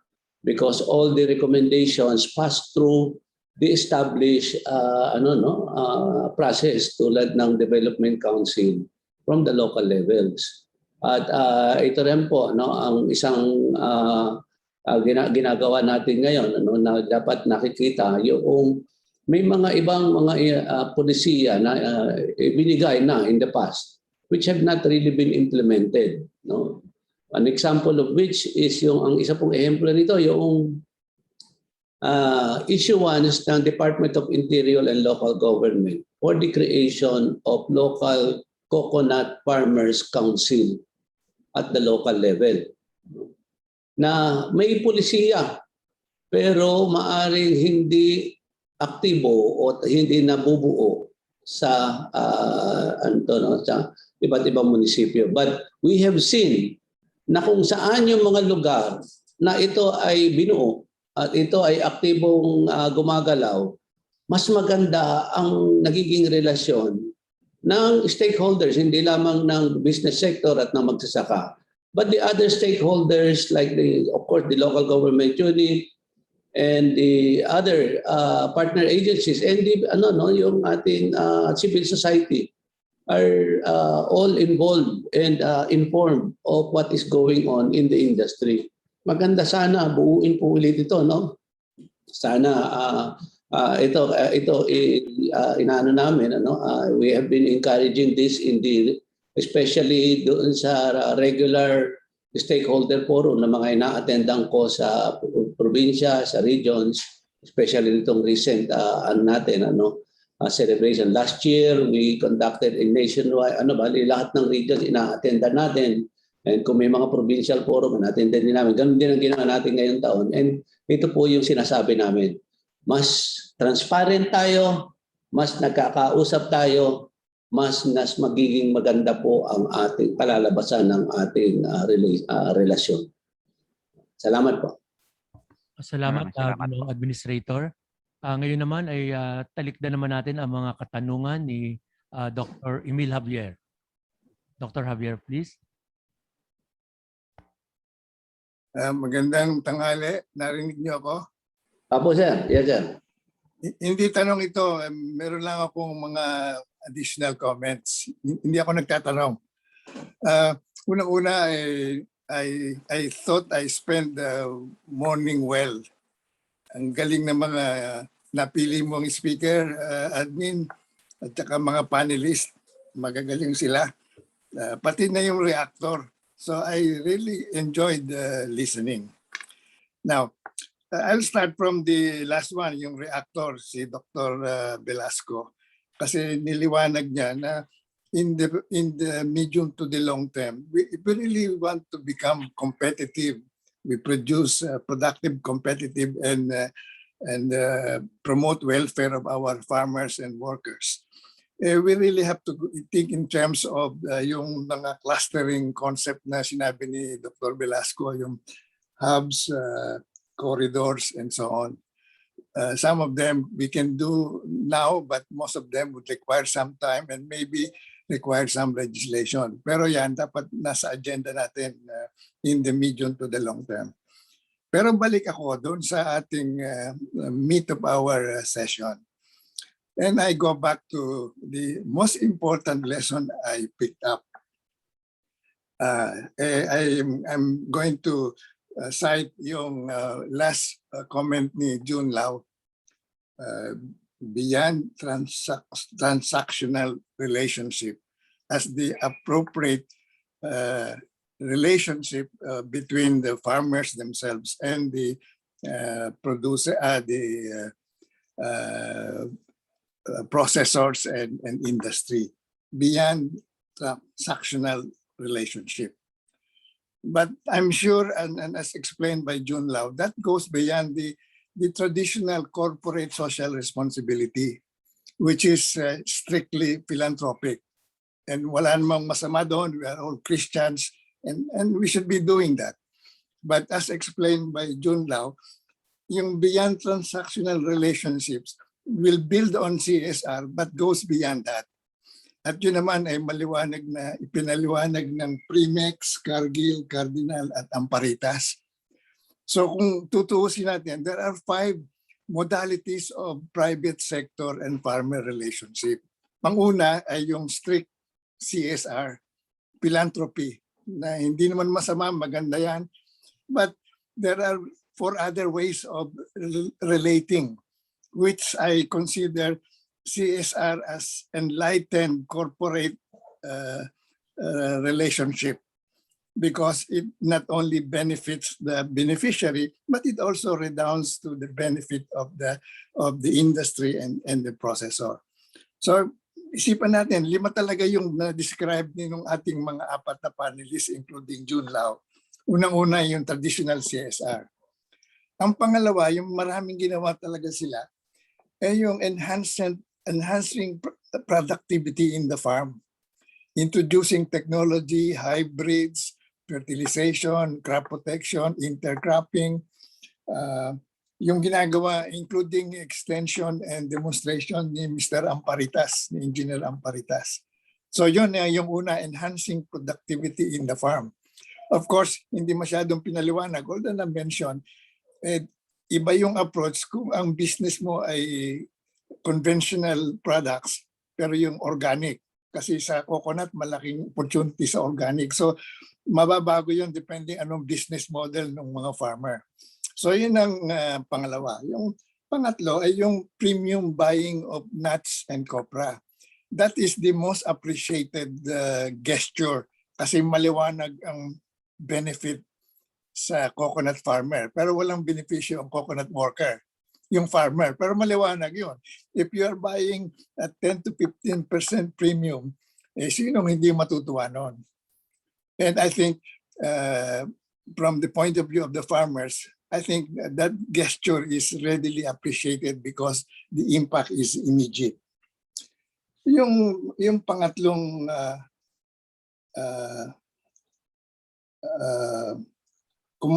pangapat pala yung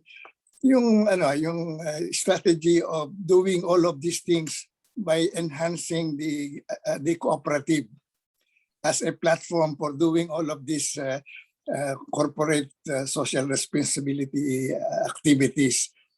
by zeroing in on the or a cooperative as a long-term modality for helping the farmer and helping the farmers help themselves. Yung strategy of helping build up cooperatives, not only on the coconut business but on other livelihoods. Marami namang magagaling na ma-retire yung company na yan who could become business coaches of the cooperative to lead them into businesses, into processing other products and so forth and so on. And finally, ayun ang comment ni Ben Pexon earlier. Ayun yung pinag-uusapan namin sa camp. Yung mga na-mention iba, yung restructuring of organization and doing all kinds of things. But in the end, it's really the tension between the corporation and the farmers. Because in agriculture, ang malaki ang kita, yung primary production ko, konti ang kita is in the rest of the value chain. So the idea is, in the long term, we may have to have a financial restructuring. Yung ideal na ang mga farmers themselves are minority owners or shareholders of the processing plant. So in other words, the farmers will realize na ang future ng corporation na yon, future din niya. Kasi he will get a share of whatever income margins that the corporations make, kasali siya doon. That's an ideal. And some owners might not mind it, but others would not, but and so on. But there's an easy way to do that. Meron tayong premium buying. So maybe dagdag na sa premium buying a certain amount that will allow the farmer supplier a equity or share. So over time, a farmer who keeps on selling coconut or copra to the corporation will earn shares. So in the end, he is a minority shareholder. Pero yan, that would mean for long-term industrial and political peace in the countryside. Because now the fate of the processors and the fate of the farmers are intimately linked kasi owner din sila. But anyway, that would require a long-term discussion and maybe some enlightenment on the part of the owners themselves that maybe in the long run, that's the best way for everybody. If the farmers themselves are co-owners, minority co-owners of the processing plant. But anyway, admin, this morning was a very, very successful one and I congratulate you. Ang gagaling ng mga speakers mo. And I hope, and finally pala, admin, naghahanap tayo ng anong gagawin natin. Ay, nandyan na pala yung sila eh. Tulungan na lang natin yung mga private initiative na yan to help them broaden their reach and make them more financially successful. Right away, marami na tayong magagawa. I'm sure marami pa yan na hindi natin naimbitahan. Yung mga private initiative na yan, yun ang atin ang supportin agad kasi nandyan na sila. Help them to broaden their reach, include more farmers, involve more areas, and then make them more profitable. Thank you. Magandang tanghali sa ating lahat. Salamat po ng marami. Administrator, sir. Yes, sir. Salamat po. Salamat po, sir. Actually, ito nga po habang kanina, even yung habang nagsasalita si Mr. Jun Lau, or I mean after siya magsalita, I called him up. And I also, alam naman po natin sa ngayon, pinaayos natin yung Coconut Farmers and Industry Development Plan. At saka yung natin, I asked din na sabi ko, mamaya I'll be talking to them also. To finally ma-integrate itong mga output nitong ating webinars. Especially ito nga, yung hinahanap natin ang solusyon to better create a more sustainable and sabi nga lasting relationship among stakeholders, especially our farmers and the business sector. So kasama po ito, sir, ipapasok natin doon sa ng development plan. Salamat po. Salamat po, Ginoong Administrator. Gusto rin nating marinig ang pananaw ni Ginoong Dinlao ukol sa mga nabanggit ni Dr. Dr. Javier, yung nabanggit niyo maganda po. At I wanted to just add to it. There are three private sector companies who are very progressive. They are very progressive and they have made it their core business to base it on coconuts. The three companies po are si Axelum, si Century Pacific, at ang DNL po. And I don't know if you can see the commonality between the three companies. The three companies po are all publicly listed on the Philippine Stock Exchange. So if there is a farmer, or let's say a cooperative, who would buy any of their shares? No? They are in a way owners of these successful companies. Isa pong paraan for the farmers to be part of the success. And of course, these companies are very well documented ang kanilang financials. Pwede pong pag-aralan ang bawat aspeto ng kanilang operation kasi these are public documents. Pwede pong aralin ng mga investors, farmer investors po ang pwede natin itawag sa kanila. And they will have a direct, they will be a direct beneficiary based on the success of these companies. Salamat po, sir. I think our reactor has also reported as much regarding a model wherein the farmers can really be made part of the company as owners, beneficiaries as well. Dr. Velasco, please. The last part of your report, I think you were reporting something about a model that may be instituted, maybe not in the short term, but something that we will look forward to.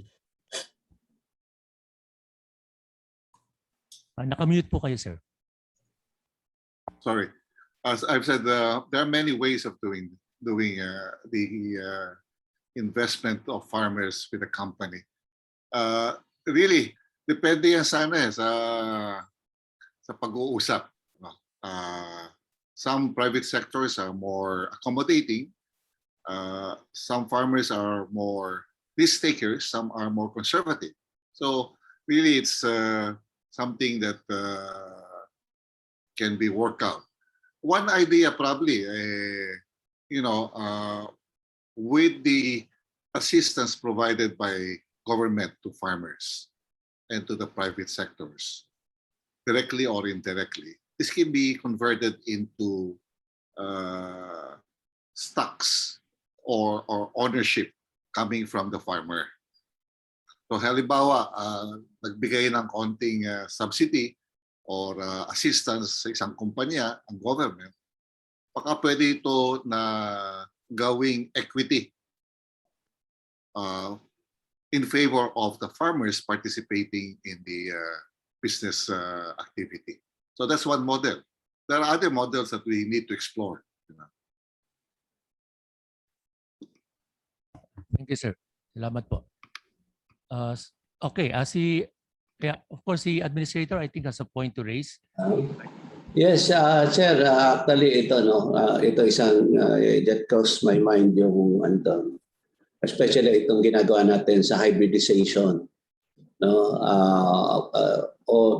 Aside from farmer organizations, local government and also private sector are also asking for itong ating mga planting materials and yung establishment ng seed farms in their So what we were telling kasi I remember hindi ko nabanggitin yung merong nag-offer na sabi ko pwede bibilhin nga daw nila. Sabi ko alam po niyo hindi namin ibinebenta yung hybrid. Pinamimigay po natin ito. Pero ang ating beneficiary ay ating mga magsasaka and our farmer organization. So when this itong company is asking, sabi ko siguro ang pwede natin pong gawin, partner with your farmer, kausapin po niyo yung inyong mga farmer organizations, we will provide support sa farmer organizations at yun po ang inyong magiging partner sa inyong pangangailangan. So ito po, we encourage, katulad din po ng ginawa din ng yung doon sa ng Cargill, yung project, nakatuon sa isang kooperatiba. So we are helping the cooperatives, but at the same time, it helps achieve the intent of the company. So, ganun po ang natin, parating ang modality natin will be in partnership with farmer organization. So tinutulungan natin yung magsasaka, but at the same time it achieves the purpose of the Salamat, sir. At with that response from the administrator, ay nasagot na rin po yung katanungan ni Ginoong Clifford kagab regarding sa hybrid po. Nabanggit po ni admin, ang hybrid po ay pinamimigay po ng libre doon sa may nagnanais at may kakayahan na ito ay pagyamanin, palaguin, at to see to it that this will actually contribute to increase production and productivity in the coconut farms. Sa bahaging ito, basahin naman natin ang mga puna at mga comments ni Ginoong Joey Faustino. Una, binabati niya ang Amparitas sa proyekto na ukol sa value addition at local economy concept. Binabati din po namin ang iba pang private institutions na patuloy sa pagtupad ng kanilang adhikain na matulungan ang mga coconut farmers. Ganun din ay sinasabi ni Ginoong Faustino na ito ang dapat maging mahalagang bahagi ng budget at operations ng PCA. Pangalawa, sinasabi niya na maganda na ang partnership ng private at farming sector. Kadagdagan lang ay meron na po bang partner farmer tayo sa recently formalized multi-sectoral advisory board ng PCA. At pangatlo ay sinasabi rin niya ang trust ng coconut farming sector ay isang mahalagang component as have been presented and discussed. Kaya lang ay tila kulang ito sa RA 11524. So ano ang mga kailangan natin gawin sa mga puna na ito? Sa tingin ko si Administrator po ang makakasagot nito. Administrator. Thank you kay Mr. Joey Faustino. Una sa lahat, itong hindi lahat po itong mga pinag-uusapan natin ngayon are being considered lalong-lalo na po sa implementation ng Republic Act 11524. With all due respect, ang naman natin dito, sabi ko nga, lahat po na ang programa sa 11524 ay nakatuon sa pagpapalakas ng kakayanan o competitiveness ng ating mga magsasaka. At hoping na yung trust na binabanggit ay ito po maipakita with greater participation, with greater transparency and greater involvement of various sectors. Hindi lamang sa PCA, kundi nakasama na ang lalong-lalo na ang mga local stakeholders. Now yung pong sa farmer partner, sa farmer member sa multi-sector advisory board, ang naging usapan po natin na instead na mamimili kami ng arbitrarily, meron naman po tayong magiging ongoing na itong nomination process for the farmer representative in the PCA board. Ang usapan po namin, yung hindi po mapipili doon ay among the top contenders doon, yun naman po ang kukunin namin na magiging farmer member ng multi-sector advisory board. Para meron din kaming basihan ng pagpili ng kung sino yung of course with the approval of our chairman ng multi-sector advisory board at ng members of the board led by Dr. Emil Javier. Para hindi po arbitrary yung pagpili, kundi a result of selection process also. Salamat po, sir. Dagdag katanungan pa kay Chris Lito Salvador. Nais niyang malaman ang update ng National Coconut Farmers Registry System sa Quezon Province. Ito po ay tuloy-tuloy nating sinasagawa at halos po makukompleto na natin. So makikipag-ugnayan po kami sa inyo na ukol sa bagay na ito. Kung kayo po ay may papalathala na kung sino-sino na yung mga rehistrado ay yan po isasagawa namin sa malapitang panahon. At ganun din ay gusto rin malaman po ng ating nagtatanong ang resulta po ng mga scientific study on virgin coconut oil. Ito po ay isinasagawa ng Department of Science and Technology at ang DOH upang mapakita po at naipakita na ang napagpatibay na ang BCO ay nakakatulong para mapababa ang epekto ng COVID-19. Si Administrator po ay may elaboration. Tungkol dun sa BCO clinical testing, sabi ko nga natapos na po yung isang yung community-based study. May ongoing pa po tayo yung doon mismo sa UPPGH. Ito na po yung mga symptomatic na yung kasi sa community-based po yung mild and asymptomatic asymptomatic cases.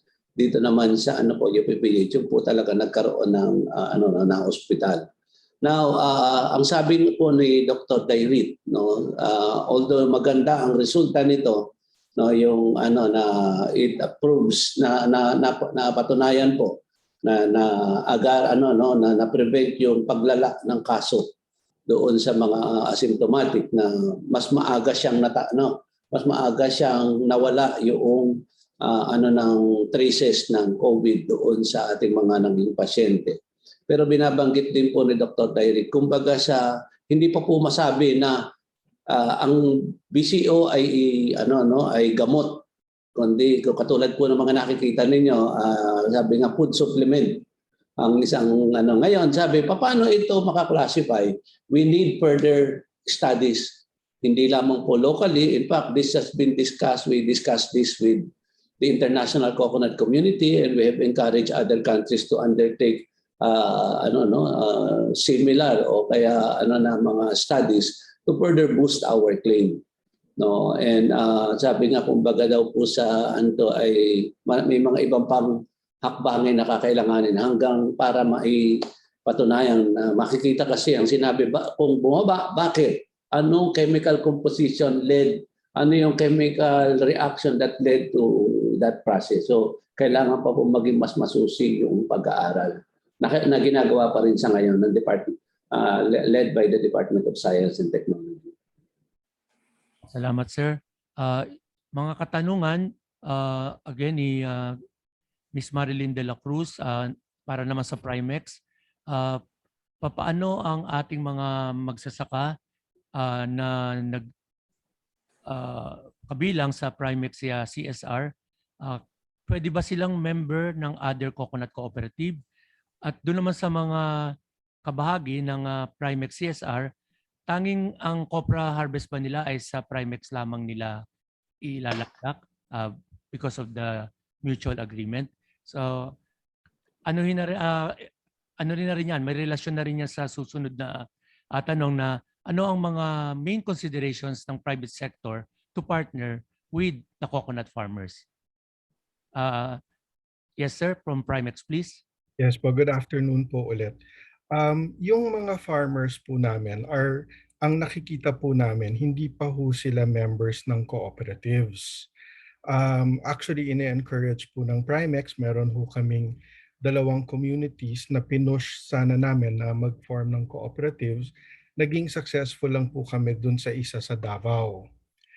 In relation po yan kasi to making them part of the fair trade system. Yung isa po namin sa Mulanay, sa Tagkawayan, yun naman po we pushed also to create a cooperative but they opted out recently. Well, there are certain issues with fears, with their concerns about organizing. Yung mga members po ng Primex, hindi po sila necessarily kailangan lang nag-deliver sa amin. But as long as they deliver to us, of course po, because our resources are also limited as part of our CSR program, we first cater to our farmer members.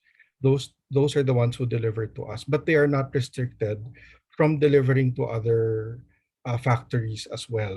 Of course, we hope that with our programs, they see that they are also encouraged to deliver to us, but then there is no restriction or anything that stops them from doing that. We don't also have a memorandum of agreement with our farmers, specifically also because they are not cooperatives also. They're not organized in that way. And we hope later on that they will really, our effort to have them organized will be more successful. Salamat po. At para naman sa Cargill, gustong makipag-partner po ng isang agroforest farmers producers co-op ng Banganga, Davao Oriental sa Cargill para sa kanilang environmental protection project. Maari po ba ito? Sila po ay nasa Davao Oriental. Hello, good afternoon once again. Regarding sa program namin kasi, what we have currently now is anchored with our Rainforest Alliance certification. So it contains certified farmers under this project.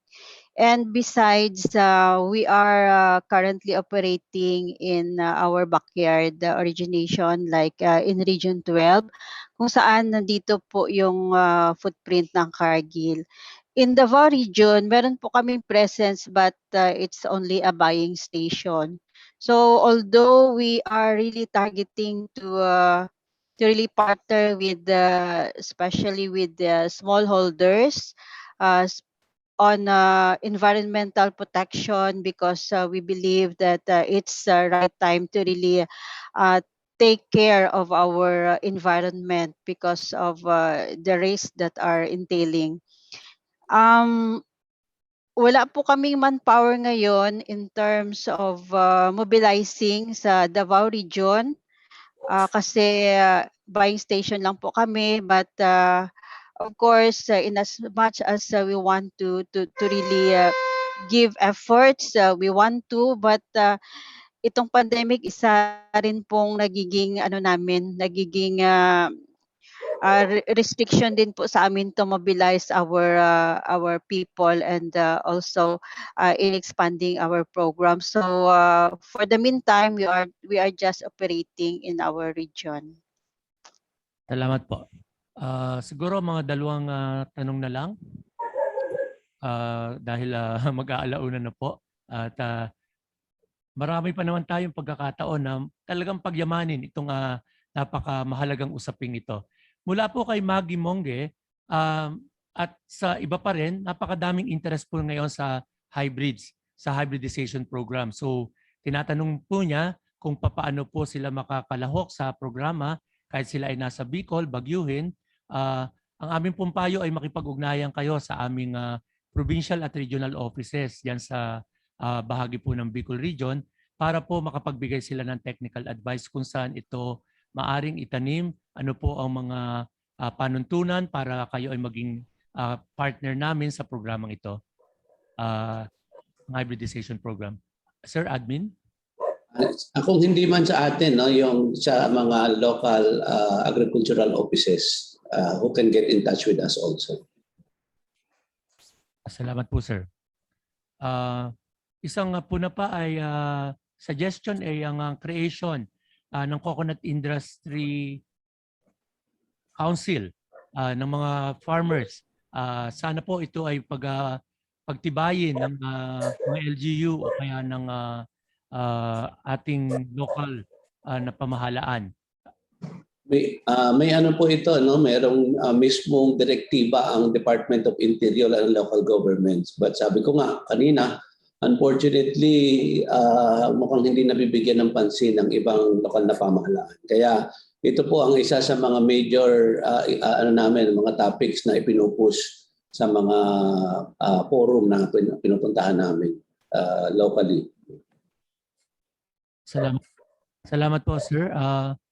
So I think at this point, we have to conclude the discussions, the very lively, the very informative discussions that we've had.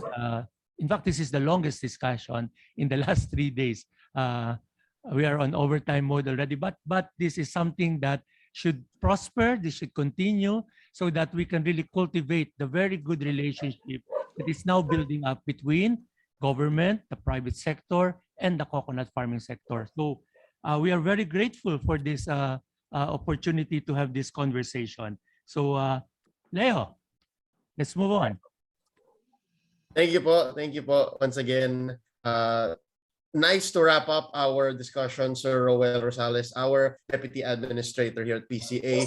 Ladies and gentlemen, sana po nag-enjoy din po kayo. Napakarami po natin ulit natutunan at nakalap na impormasyon tungkol sa private sector and of course mga Coco-Negosyo and all that encapsulates that realm of our industry. But for now, before we wrap up and end day number 3 of CocoKwentuhan, I would like to call on DA Walter Partosa to award our guests their plaques of appreciation. Sir Walter. Thank you, Dan. First, let me read the citation for appreciation of our participants. Philippine Coconut Authority presents the plaque of appreciation to Mr.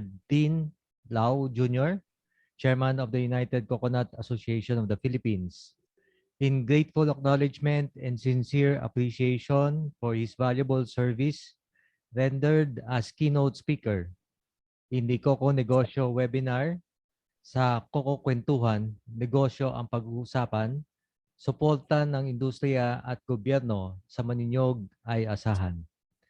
As part of the 35th National Coconut Week celebration, given this 25th day of August 2021 at PCA Diliman, Quezon City, signed Benjamin R. Madrigal Jr., Administrator. Likewise, we also would like to present the plaques of appreciation to the private sector farmer partnership speakers, Mr. Jonathan D., Program Head of Corporate Social Responsibility of Primex Coco Products Inc., Mr. Joselito Abrogar, CEO of Cardinal Agri Products Incorporated, Ms. Vivian Nacion, Copla Sustainability Manager of Cargill Philippines Incorporated, and Engineer Ramon Barbosa, proprietor of Amaparitas Food Products Manufacturing. Lastly, we also like to present our plaque of appreciation to our reactor for today, Dr. Luis Ray I. Velasco, Professor of College of Agriculture and Food Science, UP Los Baños. Again, thank you to our distinguished speakers, guests, and participants for participating in today's endeavor. Back to you, Leo. Thank you po, Sir Walter. Ladies and gentlemen, ngayong araw po na ito, muli another productive day for CocoKwentuhan 2021. Pero pangatlong araw pa lang po. So nasa halfway mark na po tayo para sa ating webinar series to celebrate 35th National Coconut Week.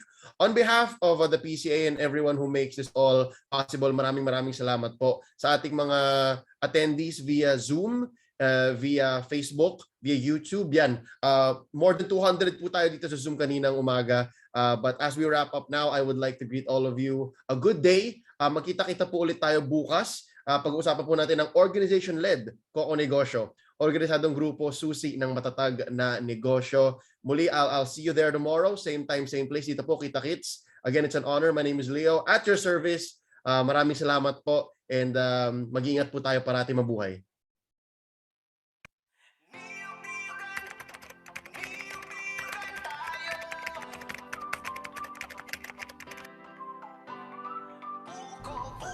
Welcome to the 35th National Coconut Week.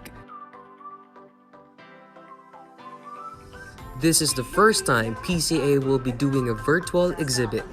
The objectives of this activity are to establish awareness of the importance of the coconut industry, to promote coconut products and byproducts and their benefits, and to encourage investments. We have 18 private companies producing various coconut products, participating on this virtual trade fair, and 2 government agencies. By using the mouse over and clicking the eye icon, our potential buyers will be able to see company information with contact details, address, and their product. By simply clicking icon button of the company, you will go directly to their booth. This is the Philippine Coconut Authority booth. All marketing collaterals like company banner,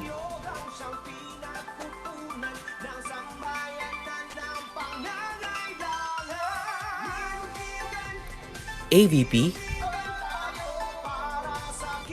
posters,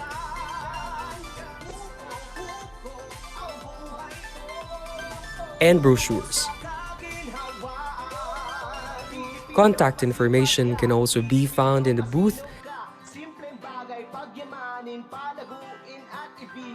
and the chat box for inquiries.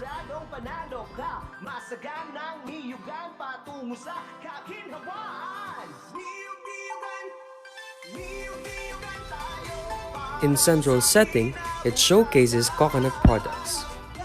All furniture are all made of coconut wood. The directory can also be found here.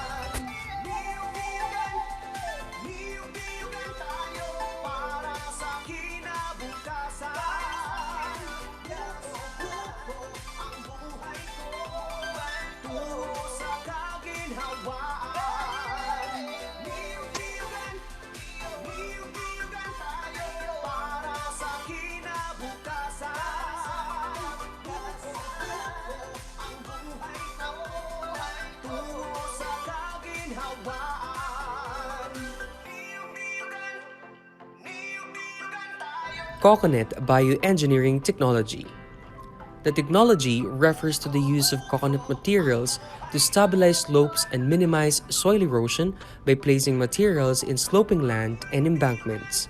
These materials hold vulnerable soil and permit vegetation to control soil surface erosion and conserve the productivity of the soil.